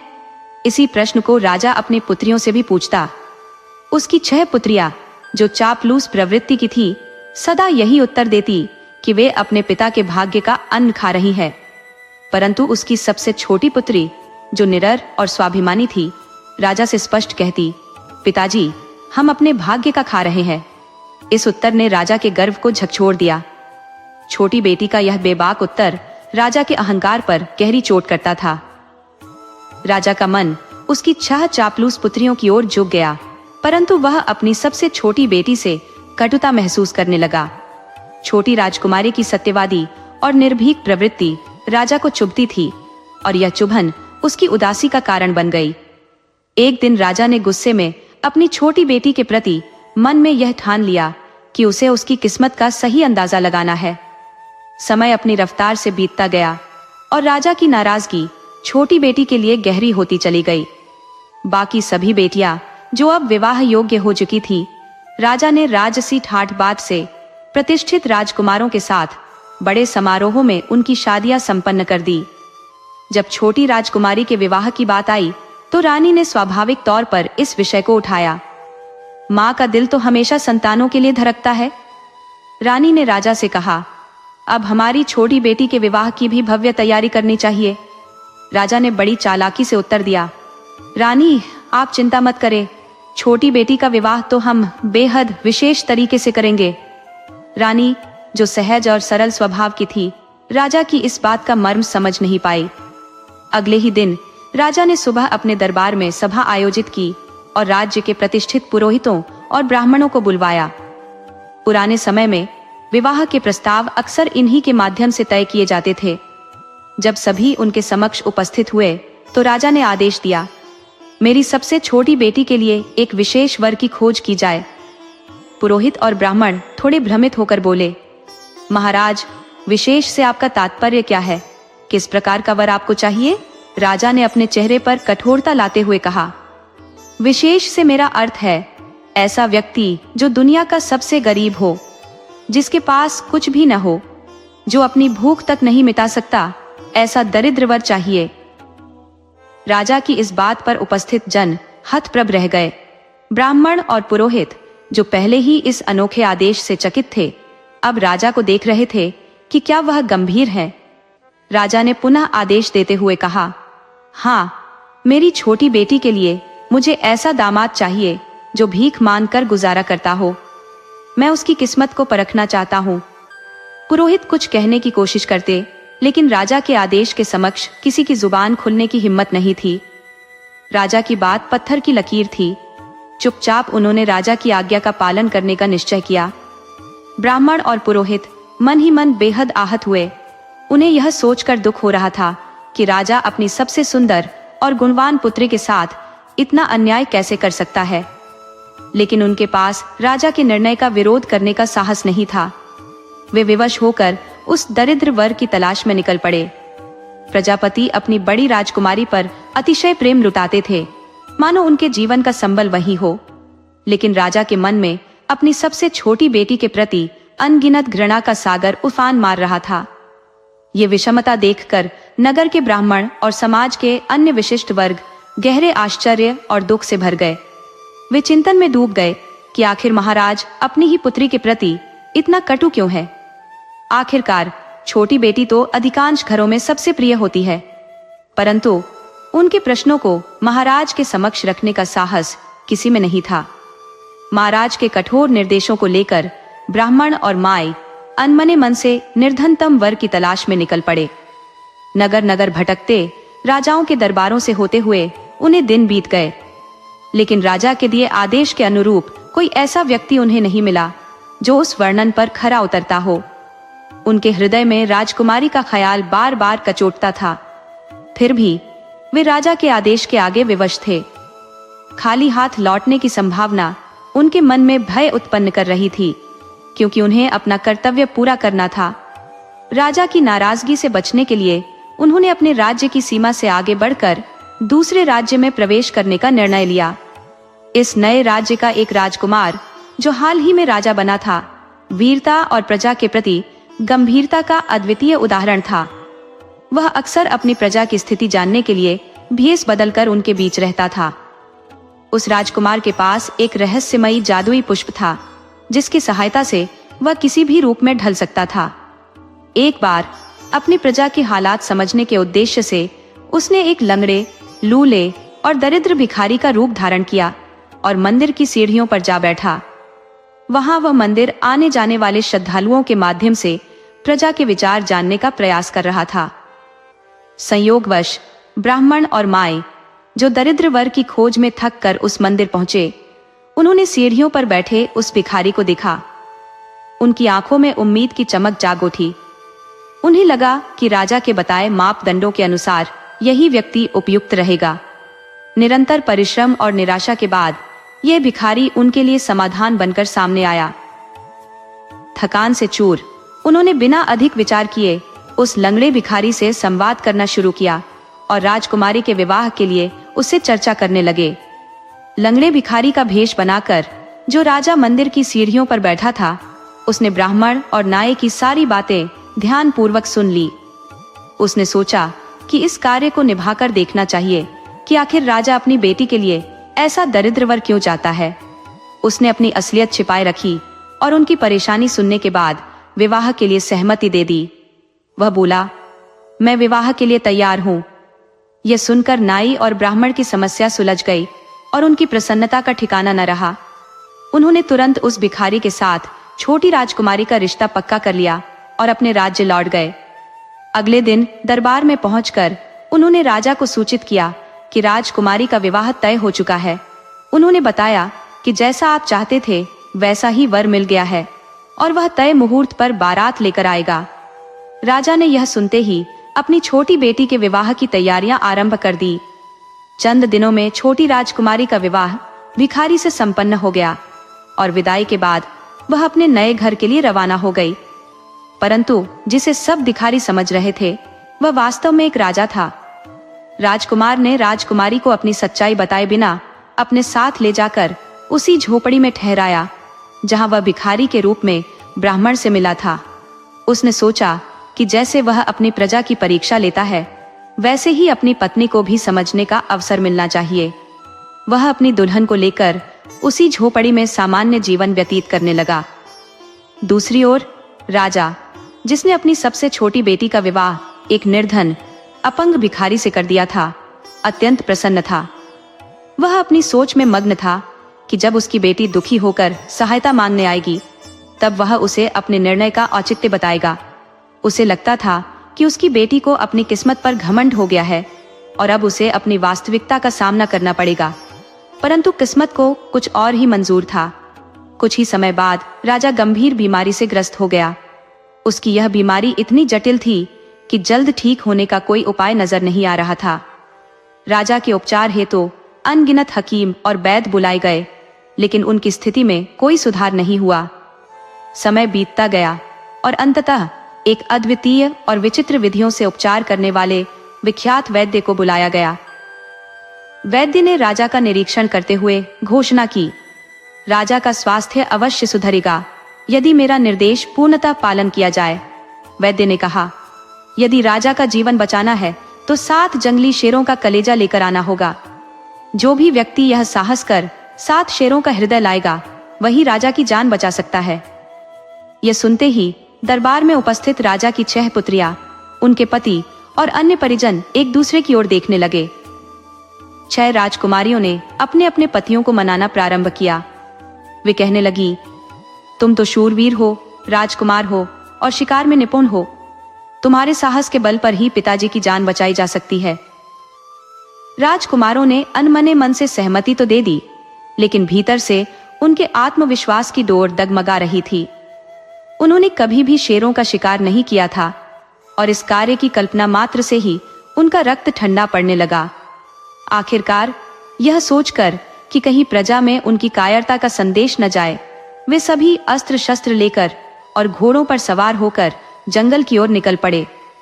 मार्ग में वे आपस में चर्चा करने लगे। अपने राज्य की सीमाओं के भीतर शेरों का शिकार करना उचित नहीं होगा। अगर ऐसा किया तो लोक लाज का सामना करना पड़ेगा। बेहतर होगा कि किसी पराये राज्य के जंगल में यह कार्य संपन्न हो। यही सोचते सोचते वे सभी अपनी सीमाओं को पार कर उस राज्य में पहुंच गए, जहां वही राजा लंगड़े भिखारी के वेश में झोपड़ी में रह रहा था। भिखारी, जो अपनी झोपड़ी के द्वार से यह सब देख रहा था, राजकुमारों को पहचान गया। राजकुमार सोचने लगे, इस मंदिर में भगवान के दर्शन कर आशीर्वाद प्राप्त कर लिया जाए, ताकि शेरों के शिकार में सफलता प्राप्त हो सके। ये विचार आते ही वे सभी घोड़ों से उतरकर मंदिर में प्रविष्ट हुए और सच्चे मन से प्रार्थना करने लगे। इस पूरे घटनाक्रम को वह लंगड़ा भिखारी झोपड़ी से देखता रहा और उसके मन में कई विचार उमड़ने लगे। भिखारी से अब और रहा नहीं गया, क्योंकि उसने तुरंत पहचान लिया कि ये सभी राजा के दामाद हैं। कुछ गहरी बात अवश्य थी। वह उनके पास आया और बोला, राजकुमार, आप देखने में तो शाही लगते हैं, यहाँ किस उद्देश्य से आए हैं? राजकुमारों ने संकोचपूर्ण स्वर में उत्तर दिया और अपना लक्ष्य बताते हुए कहा, हम यहाँ शेरों का शिकार करने आए हैं, लेकिन सत्य ये है कि हम में यह साहस नहीं है। भिखारी ने ठाका लगाते हुए कहा, अरे भाई, शेर मारने में क्या कठिनाई है? आप राजकुमार हैं, वीरता और साहस तो आपके स्वभाव में होना चाहिए। शिकार करना तो राजाओं और राजकुमारों का स्वाभाविक गुण है। तभी एक राजकुमार झिझकते हुए बोला, भाई, हमने तो आज तक बकरी के बच्चे को भी नहीं मारा, शेर का सामना कैसे करेंगे? भिखारी गंभीर होकर बोला, तो फिर यहाँ क्यों आए? ऐसा जोखिम उठाने की आवश्यकता ही क्या थी? इस पर राजकुमारों ने अपनी पूरी कहानी सुनाई और बताया कि राजा की जान बचाने के लिए 6 शेरों का कलेजा लाना आवश्यक है। भिखारी ने जब यह सुना तो उसने एक क्षण विचार किया और कहा, आपका उद्देश्य पवित्र है, मैं आपकी सहायता अवश्य करूंगा, लेकिन आप सबको वचन देना होगा कि यह बात गोपनीय रहेगी। सभी राजकुमारों ने वादा किया। इसके बाद भिखारी अपनी झोपड़ी की ओर लौटा और अपनी पत्नी को पुकारते हुए बोला, प्रिय, मुझे शेरों का शिकार करने जाना है, मेरे शस्त्र और घोड़े को ले आइए। यह सुनकर छोटी राजकुमारी हैरान रह गई। उसने कहा, स्वामी, आप तो विकलांग हैं, ये शेर मारने और शस्त्र उठाने की बात कैसे कर रही हैं? भिखारी मुस्कुराते हुए बोला, प्रिय, तुम बस मेरा विशेष थैला लेकर आओ। राजकुमारी असमंजस में थी, लेकिन उसने थैला लाकर भिखारी को दे दिया। भिखारी ने थैले में हाथ डाला और एक जादुई वस्तु निकाली। उसे देखते ही उसने कहा, अब समय आ गया है कि मैं अपने असली रूप में लौटूं। अगले ही क्षण भिखारी अपने वास्तविक स्वरूप में परिवर्तित हो गया। वह एक शक्तिशाली और सुसज्जित राजकुमार के रूप में प्रकट हुआ, शस्त्रों और घोड़े के साथ पूर्णतः तैयार। यह दृश्य देखकर राजकुमारी की आंखें फटी की फटी रह गईं। उसे अपनी आंखों पर विश्वास नहीं हो रहा था। वह स्तब्ध होकर बोली, स्वामी, यह सब क्या है? आप भिखारी से राजकुमार कैसे बन गए? राजकुमार मुस्कुराते हुए बोला, प्रिय, चिंता मत करो, समय आने पर मैं तुम्हें सब कुछ बताऊंगा। अभी इतना जान लो कि तुमने अपनी परीक्षा सफलतापूर्वक उत्तीर्ण कर ली है। इतना सुनकर राजा घोड़े पर सवार होता है और सभी राजकुमारों के साथ जंगल की ओर प्रस्थान करता है। वह कहता है, चलो, शेरों का शिकार करने का समय आ गया है। जब सभी जंगल पहुंचते हैं तो राजा अकेले दम पर एक एक करके 7 शेरों को मार गिराता है। हर शेर का कलेजा निकालकर वह चुपचाप अपने पास छिपा लेता है और मरे हुए शेरों को राजकुमारों को सौंपते हुए कहता है, ये लो, अब तुम इन्हें लेकर अपनी राजधानी लौट जाओ, तुम्हारा कार्य समाप्त हुआ। राजकुमार, जो इस बात से अनभिज्ञ थे, राजा का आभार प्रकट करते हैं और शेरों को लेकर अपनी राजधानी लौट जाते हैं। वहां पहुंचने पर नगरवासी मरे हुए शेरों को देखकर खुशी से झूम उठते हैं। लोग नाचने गाने लगते हैं और राजकुमारों की वीरता की प्रशंसा करते हुए कहते हैं, हमारे राजकुमार तो बड़े साहसी और पराक्रमी हैं। उधर वह राजा, जो भिखारी का वेश धारण किए हुए था, अपनी रानी छोटी राजकुमारी के पास लौटता है। वह उसे सब कुछ विस्तार से बताता है, शिकार की पूरी घटना, राजकुमारों के छल और राजा के स्वास्थ्य के बारे में। राजा यह भी बताता है कि छोटी राजकुमारी के पिता एक गंभीर बीमारी से पीड़ित है और उनका स्वास्थ्य बहुत खराब है। जब छोटी राजकुमारी को अपने पिता की गंभीर स्थिति के बारे में पता चलता है तो वह गहरे दुख में डूब जाती है। वह अपने पिता के लिए प्रार्थना करती है और उनके पास जाने का निश्चय करती है। मायके पहुंचने पर हालांकि उसे ज्यादा तवज्जो नहीं दी जाती। इस बीच मरे हुए शेर राजा के पास लाए जाते हैं और वैद्य जी उन्हें देखकर कहते हैं, इन शेरों का कलेजा निकालो, राजा को ठीक करने के लिए कलेजा आवश्यक है।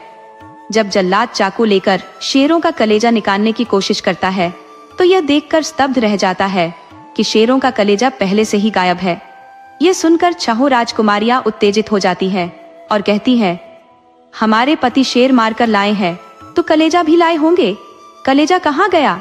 वहां उपस्थित बैग जी, जो सब कुछ समझ रहे थे, राजकुमारों से पूछते हैं, क्या तुमने सच में शेरों का शिकार किया है? राजकुमार झूठ बोलते हुए सिर हिला देते हैं। इस पर बैग जी तीखे स्वर में कहते हैं, यदि शेर तुमने मारे हैं तो कलेजा कहाँ है? तुम्हारे पास कलेजा क्यों नहीं है? तभी सबसे पीछे खड़ी छोटी राजकुमारी, जो अब तक चुप थी, बोल उठती है, कलेजा ये लोग कहाँ से लाएंगे? कलेजा तो वही लाएगा जिसने सच में शेरों का शिकार किया है, क्योंकि इन्होंने शेर मारे ही नहीं है, इनके पास कलेजा है ही नहीं। उसकी बात सुनकर सभी उपस्थित लोग चौंक जाते हैं। राजकुमारों का झूठ उजागर हो जाता है और उनकी सच्चाई सभी के सामने आ जाती है। छहों राजकुमारियां छोटी राजकुमारी पर झुंझलाकर उसे डपटने लगती है। तू भी हमसे आगे बोलने की जुर्रत करती है? इतने पराक्रमी और साहसी हमारे राजकुमार शेरों का शिकार करके लाए हैं और तू इस पर सवाल उठाती है? परंतु छोटी राजकुमारी बिना किसी ताव के अत्यंत विनम्रता के साथ उत्तर देती है, क्यों दीदी, जब शेर मारे ही नहीं गए तो कलेजा कहाँ से आएगा? अगर आप सब सच कहती है तो बताइए, कलेजा कहाँ है? छोटी राजकुमारी का इतना कहना था कि वे सभी स्तब्ध रह गई। उसने फिर दृढ़ता से कहा, कलेजा तो उसी के पास होगा जिसने सच में शेरों का शिकार किया है, और वह मेरे पति हैं, क्योंकि वही इन शेरों के संहारक है। ये सुनकर सभी 6 बहनें और वहां उपस्थित लोग हंसी में फूट पड़े। किसी ने ठहाका लगाया, तुम्हारा पति, वह लंगड़ा भिखारी, भला वह शेरों का शिकार कैसे कर सकता है? छहों बहनों ने घमंड में आकर उसे व्यंग्यात्मक लहजे में कहा, अरे वह भिखारी जो चल भी नहीं सकता, वह भला शेरों को कैसे मारेगा? लेकिन छोटी राजकुमारी ने अपने धैर्य को टूटने नहीं दिया। अपने पति का निरादर होते देख भी उसने अपनी आवाज में संयम बनाए रखा और बोली, ठीक है, आप सब मजाक उड़ा सकते हैं, पर एक बार मेरे पति को बुलाकर उनसे पूछिए तो सही। मेरा पति चाहे भिखारी हो, लंगड़ा हो, लेकिन वह मेरे स्वामी है और मैं अपने स्वामी का अपमान सहन नहीं कर सकती। उसकी बात सुनकर सभा में बैठे राजा और उनके परिवार के लोग उस पर विश्वास नहीं कर सके। सब उसे झिड़कने लगे, लेकिन वहीं बैठे एक अनुभवी व्यक्ति ने राजा से कहा, महाराज, हमें छोटी राजकुमारी की बात को सुनना चाहिए। आप उन्हें आदेश दें कि उनके पति को सम्मान पूर्वक यहाँ बुलाया जाए। राजा भले ही अनिच्छा से, लेकिन इस सुझाव को मान गए। उन्होंने छोटी राजकुमारी के पति को बुलाने के लिए रथ भेजने का आदेश दिया। रथ उस स्थान पर पहुंचा जहां एक साधारण सी झोपड़ी में छोटी राजकुमारी का पति, जो अब भिखारी के वेश में था, निवास करता था। राजा का संदेश पाकर उसने अपना थैला उठाया और बिना किसी आडंबर के रथ में बैठ गया। जैसे ही रथ राजधानी पहुंचा, लोगों ने छोटी राजकुमारी के पति को भिखारी के रूप में देखकर मन ही मन उपहास करना शुरू कर दिया। कोई कहता, ये लंगड़ा भिखारी यहाँ क्यों आया है? तो कोई व्यंग्य कसता, ये तो स्वयं चल भी नहीं सकता, ये शेर मारने की बात करता है। और वहीं छोटी राजकुमारी अपने पति के इस सम्मान के लिए शांतचित्त, लेकिन भीतर ही भीतर दृढ़ खड़ी रही। उधर जब बैग जी ने उस लंगड़े भिखारी को देखा तो बोले, बेटा, तुम्हारी पत्नी, जो कि छोटी राजकुमारी है, कहती है कि राजा की असाध्य बीमारी का इलाज तुम्हारे पास है। उसका कहना है कि वह 7 शहरों का कलेजा तुम्हारे पास है। क्या यह सत्य है? भिखारी बने राजा ने पहले तो चुप्पी साध ली। बैग जी ने प्रश्न को दोहराया और कहा, बेटा, यह मौन का क्या अर्थ है? यदि तुम्हारे पास उत्तर है तो दो। राजा, जो भिखारी के वेश में था, बिना कुछ कहे अपने थैले को खोला और उसमें से वह 7 शहरों का कलेजा निकालकर बैग जी के समक्ष रख दिया। यह देख बैग जी चौंक गए और बोले, बेटा, मैं समझता हूं कि तुम कोई साधारण भिखारी नहीं हो, अपना असली परिचय दो। उनकी बात सुनते ही भिखारी ने अपने थैले में से एक जादुई वस्त्र निकाला और उसे धारण किया। उस क्षण भिखारी की सूरत बदल गई और वह अपने असली राजसी स्वरूप में प्रकट हो गया। जैसे ही वह अपने राजकुमार वाले ठाठ में आया, वहां उपस्थित राजा और उनके सभी संबंधी हतप्रभ रह गए। जो लोग अभी कुछ समय पहले उसका उपहास कर रहे थे, अपमान कर रहे थे, वे सभी शर्मिंदा होकर जमीन में गड़ने को विवश हो गए। सभी के चेहरे पर ग्लानि स्पष्ट झलक रही थी। उसने राजा के लिए औषधि तैयार करने हेतु कलेजे के छोटे छोटे टुकड़ों को उपयोग किया। कुछ ही दिनों में राजा की सेहत में सुधार होने लगा। ठीक होने के बाद राजा ने अपने सबसे छोटे दामाद, जिसे उसने भिखारी समझकर बुलाया था, के सामने सिर झुका लिया। राजा ने हाथ जोड़कर कहा, बेटा, मैंने तुझे पहचाना नहीं, मुझसे बहुत बड़ा अपराध हुआ है, मुझे क्षमा कर दो। फिर उसने अपनी सबसे छोटी बेटी, छोटी राजकुमारी, से क्षमा मांगते हुए कहा, बेटी, मैंने तेरे साथ अन्याय किया, तुझे दरिद्र जीवन दिया, परंतु यह मेरी भूल थी। तुम बार बार कहती थी कि सब अपनी किस्मत का खाते हैं, और आज मुझे यह सत्य समझ में आ गया है। सचमुच इंसान अपने भाग्य का ही खाता है। मेरी प्यारी बेटी, मुझे मेरे इस पाप के लिए क्षमा कर दो।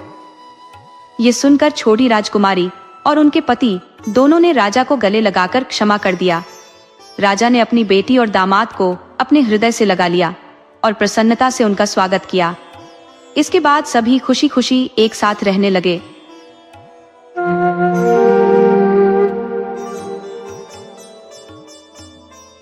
एक गांव था जहां भूला नामक एक बालक रहता था। भूला अनाथ था। उसके माता पिता का निधन उसके बचपन में ही हो गया था। वह गांव वालों की गायें चराकर अपना जीवनयापन करता था। उसकी सरलता और भूलेपन के कारण पूरा गांव उसे जानता था। एक दिन की बात है, भूला जंगल में भटक गया।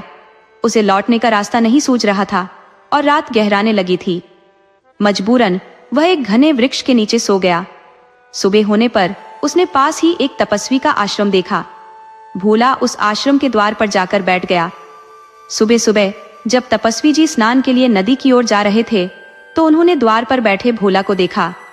तपस्वी ने पूछा, बालक, तुम कौन हो और यहाँ कैसे आए? भोला ने विनम्रता से उत्तर दिया, मुनिवर, मैं राह भटक गया हूँ।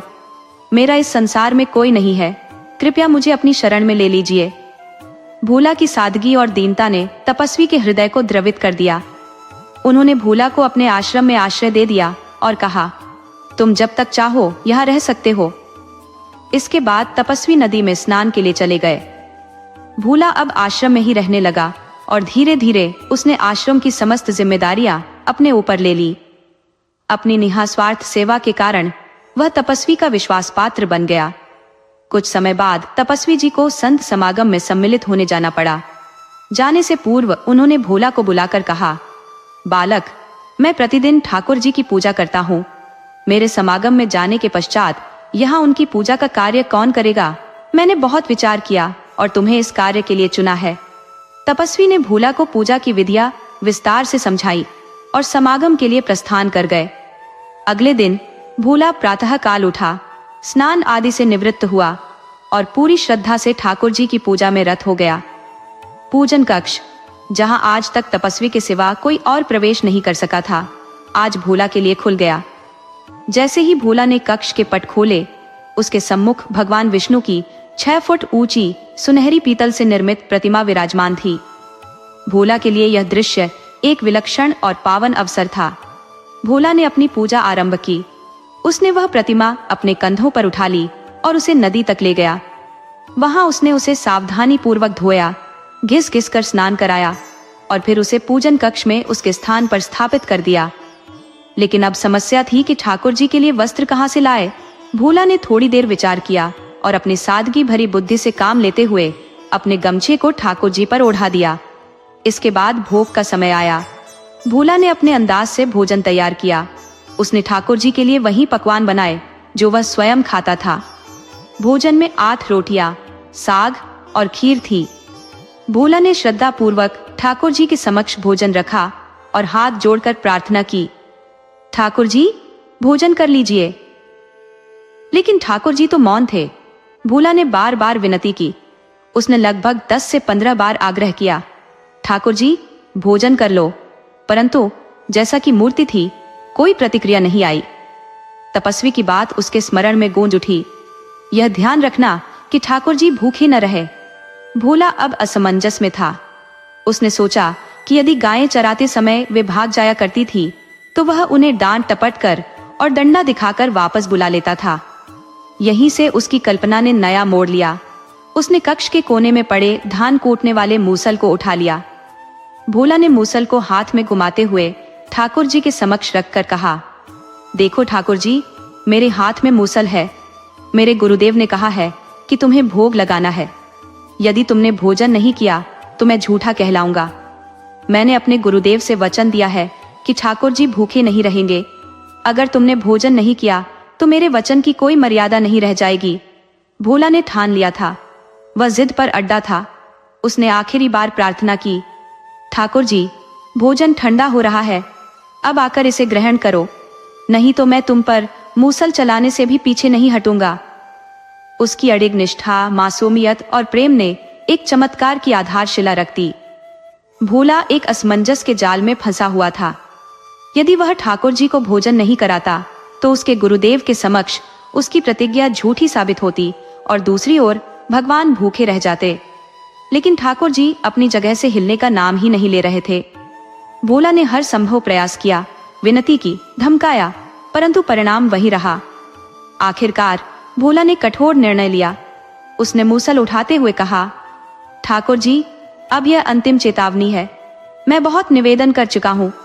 अगर तुमने अब भी भोजन नहीं किया तो जैसे मैं अपनी गायों को सीधा करता हूँ वैसे ही तुम्हें भी सीधा कर दूंगा। अब और बर्दाश्त नहीं होगा, चुपचाप भोजन कर लो। जब इतनी धमकियों के बाद भी ठाकुर जी शांत रहे तो भोला ने मूसल को पूरे जोर से ठाकुर जी की प्रतिमा पर घुमाया। प्रतिमा से टकराने की आवाज इतनी गूंजदार थी कि उसका असर स्वर्ग तक पहुंच गया। वैकुंठ में बैठे भगवान विष्णु के दाहिने हाथ में चोट का आभास हुआ। उनके मुख से एक करुणा भरी आह निकल पड़ी। माता लक्ष्मी, जो उनके चरणों में बैठी थी, चौंक गई। उन्होंने पूछा, स्वामी, यह करुण क्रंदन कैसा है? क्या हुआ? भगवान विष्णु ने कहा, प्रिय, आज मेरा एक भक्त मुझे पीट रहा है, देखो वहां। माता लक्ष्मी ने नीचे देखा तो पाया कि भोला मूसल लेकर बार बार भगवान की प्रतिमा पर प्रहार कर रहा था और साथ ही बोल रहा था, खाओगे या नहीं, खाओगे या नहीं? माता लक्ष्मी ने मुस्कुराते हुए कहा, स्वामी, देखिए तो सही उसके विश्वास और निश्चल भक्ति को। आपको आज उसे दर्शन देना ही होगा। भगवान विष्णु ने सहमति में सिर हिलाया और कहा, हाँ प्रिय, उसका हठ और समर्पण मुझे विवश कर रहा है। मैं अब उसे दर्शन देने जा रहा हूं। जैसे ही भोला थककर गिरने को हुआ, भगवान ने प्रकट होकर उसे संभाल लिया। उनके स्पर्श मात्र से भोला की सारी थकावट दूर हो गई। भोला ने देखा तो ठाकुर जी मुस्कुराते हुए सामने खड़े थे। उसकी आंखें भर आईं। भोला ने मुस्कुराते हुए कहा, ठाकुर जी, अगर पहले ही आ जाते तो इतनी मरम्मत क्यों होती? खैर, कोई बात नहीं, 2 रोटी ज्यादा खा लेना, जल्दी ठीक हो जाओगे। भगवान हंसते हुए भोजन के सामने बैठ गए और भोला से कहा, अब तुम भी बैठो, हम साथ साथ भोजन करेंगे।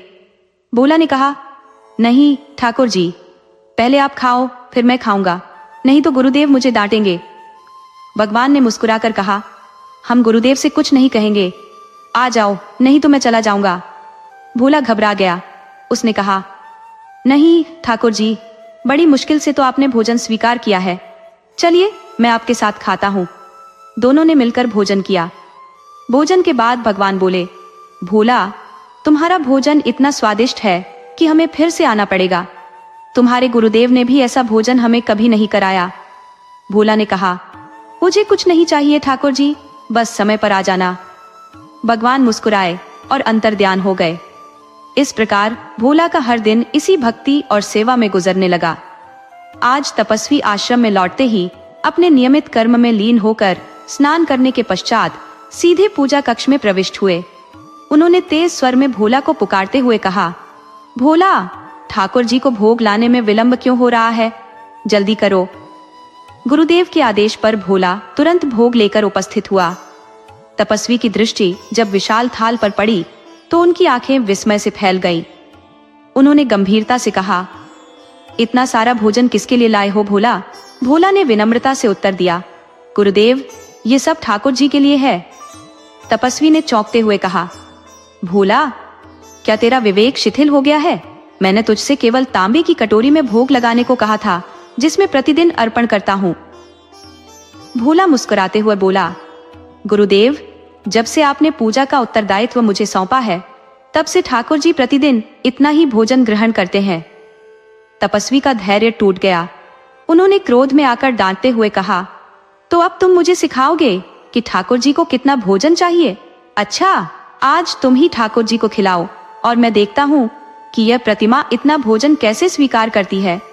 भोला ने तपस्वी से निवेदन किया, गुरुदेव, कृपया आप बाहर किसी कोने से देखिए, ठाकुर जी भोजन कैसे ग्रहण करते हैं, यह अनुभव करें। तपस्वी ने सहमति जताई और कक्ष से बाहर जाकर छिपकर देखने लगे। भोला ने ठाकुर जी को बुलाते हुए कहा, ठाकुर जी, आपका भोजन तैयार है, पधारिए। तभी ठाकुर जी प्रकट हुए और भोजन करने लगे। तपस्वी ने अपनी छुपी हुई दृष्टि से देखा कि थाली का भोजन धीरे धीरे अदृश्य हो रहा था। यह दृश्य उनके मस्तिष्क को झकझोर गया। अचानक तपस्वी भावुक हो उठे और पुकारने लगे, भोला, मुझे भी ठाकुर जी के दर्शन कराओ। उनकी यह करुण पुकार भोला के हृदय को छू गई। उसने हाथ जोड़कर ठाकुर जी से प्रार्थना की, हे प्रभु, मेरे गुरुदेव को भी अपने साक्षात दर्शन दीजिए। भोला की सरल और निश्चल भावना से ठाकुर जी प्रसन्न हुए। उन्होंने उसी क्षण तपस्वी को अपने दिव्य रूप के दर्शन करा दिए। तपस्वी के नेत्र अश्रुपूर्ण हो गए और उन्होंने ठाकुर जी को नतमस्तक होकर प्रणाम किया। यह कथा हमें यह शिक्षा देती है कि भगवान केवल भाव के भूखे हैं। न तो वे धन, संपत्ति या भव्य भोग की कामना करते हैं और न ही कठोर तपस्या से वे वश में होते हैं।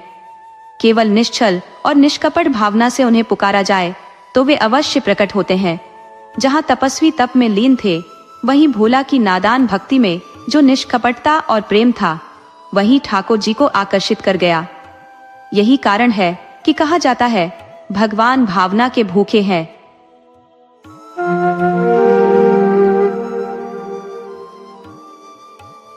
बहुत समय पहले की बात है। एक छोटे से गांव में एक किसान रहा करता था, जिसका नाम राम सिंह था। राम सिंह के 2 पुत्र थे, बड़ा पुत्र मोहन और छोटा पुत्र सोहन। बचपन में दोनों भाइयों के मध्य स्नेह का सागर लहराया करता था। वे साथ पढ़ते, खेलते और खाते थे, क्योंकि उनकी आयु में केवल 2-3 वर्षों का ही अंतराल था। समय के साथ जैसे जैसे दोनों युवावस्था की दहलीज पर पहुंचे, उनका स्नेह धीरे धीरे फीका पड़ने लगा। जब वे विवाह योग्य हुए, राम सिंह ने दोनों पुत्रों का विवाह करवा दिया। विवाह के उपरांत भाइयों के बीच जो थोड़ा बहुत अपनापन शेष था, वह भी समाप्त हो गया। देवरानी और जेठानी के बीच भी मतभेद की खाई उत्पन्न हो गई। इस विभाजन से राम सिंह और उसकी पत्नी अत्यंत दुखी रहने लगे। किसान और उसकी पत्नी ने अनेक प्रयास किए कि दोनों भाइयों में सुलह हो जाए, परंतु उनके प्रयत्न असफल रहे। बड़ा पुत्र मोहन अत्यंत स्वार्थी प्रवृत्ति का था और उसकी पत्नी उससे भी अधिक स्वार्थी थी। समय अपनी गति से चलता रहा। एक दिन राम सिंह का देहांत हो गया। उनकी मृत्यु के बाद भी भाइयों के बीच की खाई और गहरी हो गई।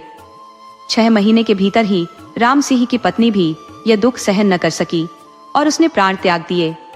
बड़ा भाई मोहन, जो अपनी चालाकी और स्वार्थी स्वभाव के कारण पिता की समस्त संपत्ति हड़प चुका था, छोटे भाई सोहन के प्रति तनिक भी दया न रखता था। सोहन अत्यंत निर्धन हो गया। उसके पास न तो खेत का कोई टुकड़ा था और न ही जीविका का कोई साधन। वह दूसरों के खेतों में मजदूरी करने को विवश हो गया, जबकि मोहन अपनी संपत्ति से मालामाल होकर अमीर बन चुका था।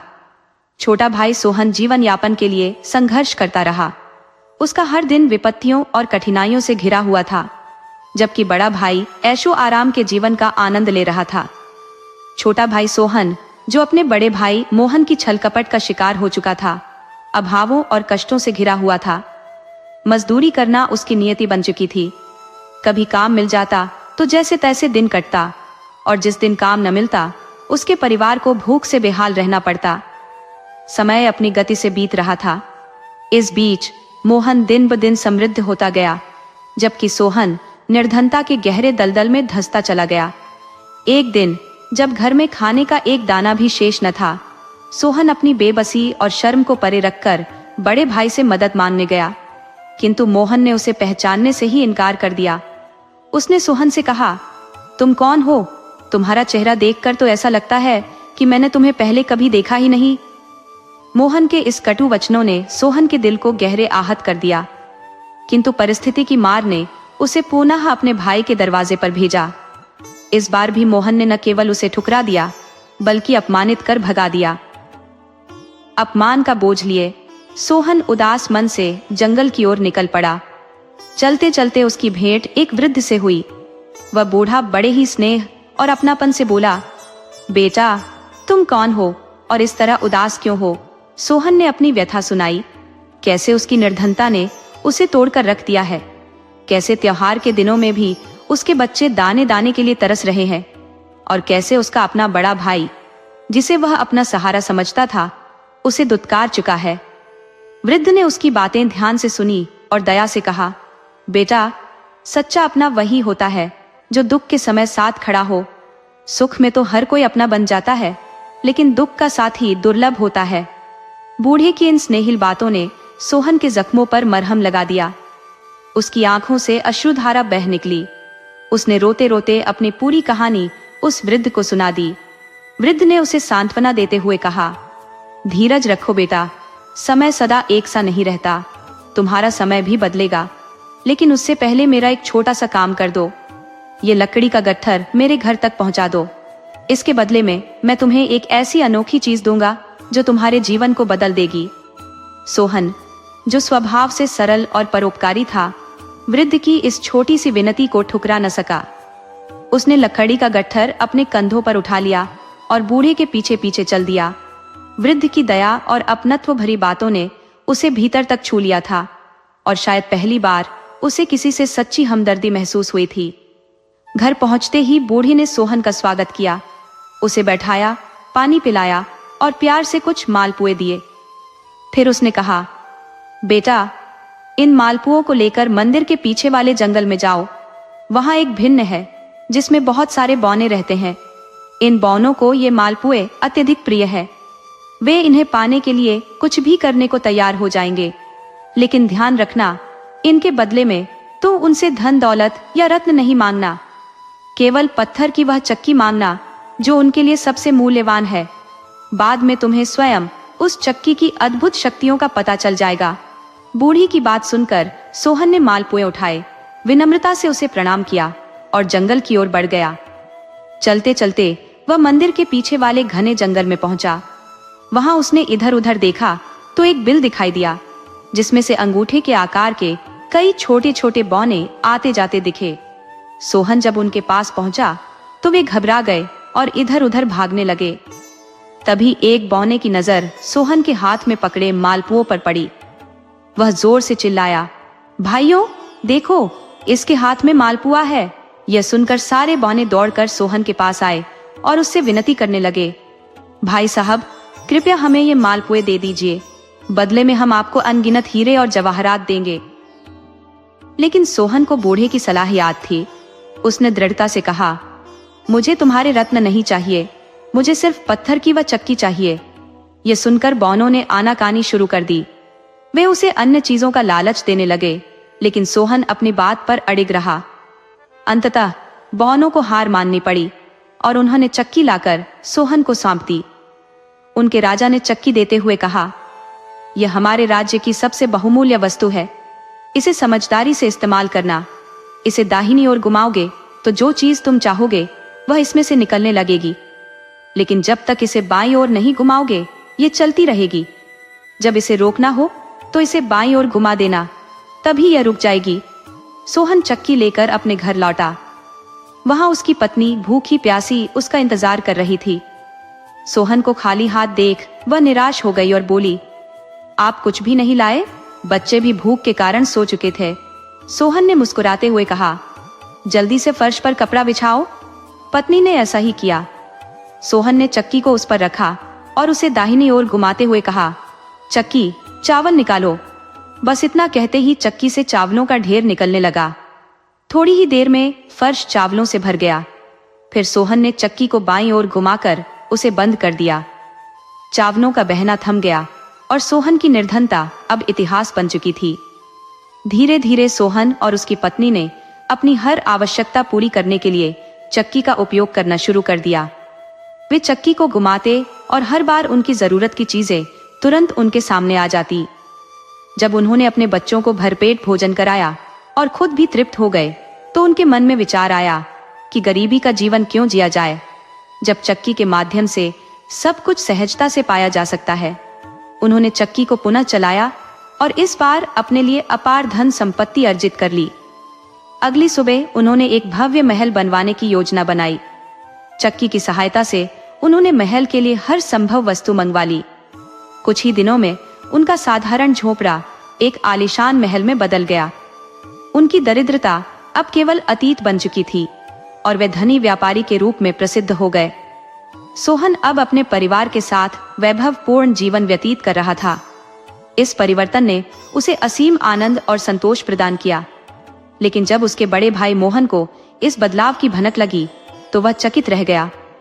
उसे समझ नहीं आ रहा था कि सोहन, जो कभी एक वक्त का भोजन जुटाने में असमर्थ था, अचानक इतना समृद्ध कैसे हो गया।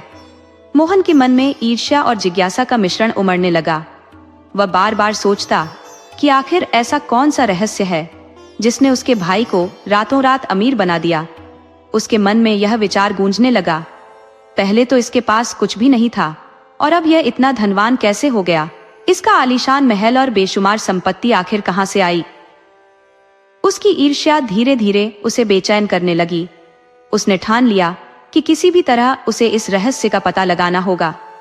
एक रात मोहन अपने छोटे भाई के घर की ओर चला और चुपचाप घर के अंदर छिपकर बैठ गया। उसने देखा कि सोहन एक चक्की को घुमा रहा है और उस चक्की से धन का अंबार निकलता जा रहा है। यह दृश्य देखकर मोहन के मन में लालच और भी बढ़ गया। उसने उसी क्षण निर्णय लिया कि वह इस चक्की को किसी भी कीमत पर हासिल करके रहेगा। उसने कई योजनाएं बनाई और सही अवसर की प्रतीक्षा में रहने लगा। जल्द ही उसे वह मौका भी मिल गया। एक दिन जब छोटा भाई अपनी पत्नी के साथ कुछ समय के लिए घर से बाहर गया हुआ था, तब बड़े भाई ने अवसर का लाभ उठाया और उनके घर में घुसकर चक्की चुरा ली। चक्की को लेकर वह तेजी से समुद्र के किनारे पहुंचा, जहां उसकी नाव खड़ी थी। उसने चक्की को नाव में रखा और समुद्र की ओर निकल पड़ा। उसकी योजना थी कि वह किसी निर्जन टापू पर जाकर चक्की का उपयोग करेगा ताकि इसका रहस्य किसी और को न पता चले। रास्ते में उसे तेज भूख लगने लगी। वह जल्दी जल्दी में रोटी तो ले आया था, लेकिन सब्जी और नमक ले जाना भूल गया था। घर वापस जाने के बजाय उसने सोचा कि चक्की से नमक निकालकर रोटी के साथ खा लेता हूँ। उसने चक्की से कहा, चल चक्की, नमक निकाल। चक्की ने तुरंत नमक के ढेर निकालने शुरू कर दिए, लेकिन समस्या तब खड़ी हुई जब उसे यह समझ नहीं आया कि चक्की को बंद कैसे किया जाए। नमक निकलता ही जा रहा था और देखते ही देखते नमक की अधिकता के कारण नाव डगमगाने लगी। वह चक्की को रोकने की कोशिश करता रहा, लेकिन असफल रहा। अंततः नमक के भार से नाव डूब गई और बड़े भाई के साथ वह जादुई चक्की भी समुद्र में समा गई। इस घटना के बाद समुद्र का पानी खारा हो गया। ये कहानी हमें सिखाती है कि लालच विनाश का कारण बनता है। किसी और के हिस्से पर अधिकार जमाने का प्रयास अंततः नुकसान ही पहुंचाता है। ईश्वर सब देखता है और उसकी न्याय की प्रक्रिया बिना शोर के होती है। जो लोग दूसरों का अधिकार छीनकर क्षणिक सुख प्राप्त करते हैं, वे यह भूल जाते हैं कि उनका कर्मफल अंततः उनके पास लौट कर आता है। इसलिए हमें हमेशा संतोषी रहना चाहिए और दूसरों का हक छीनने से बचना चाहिए।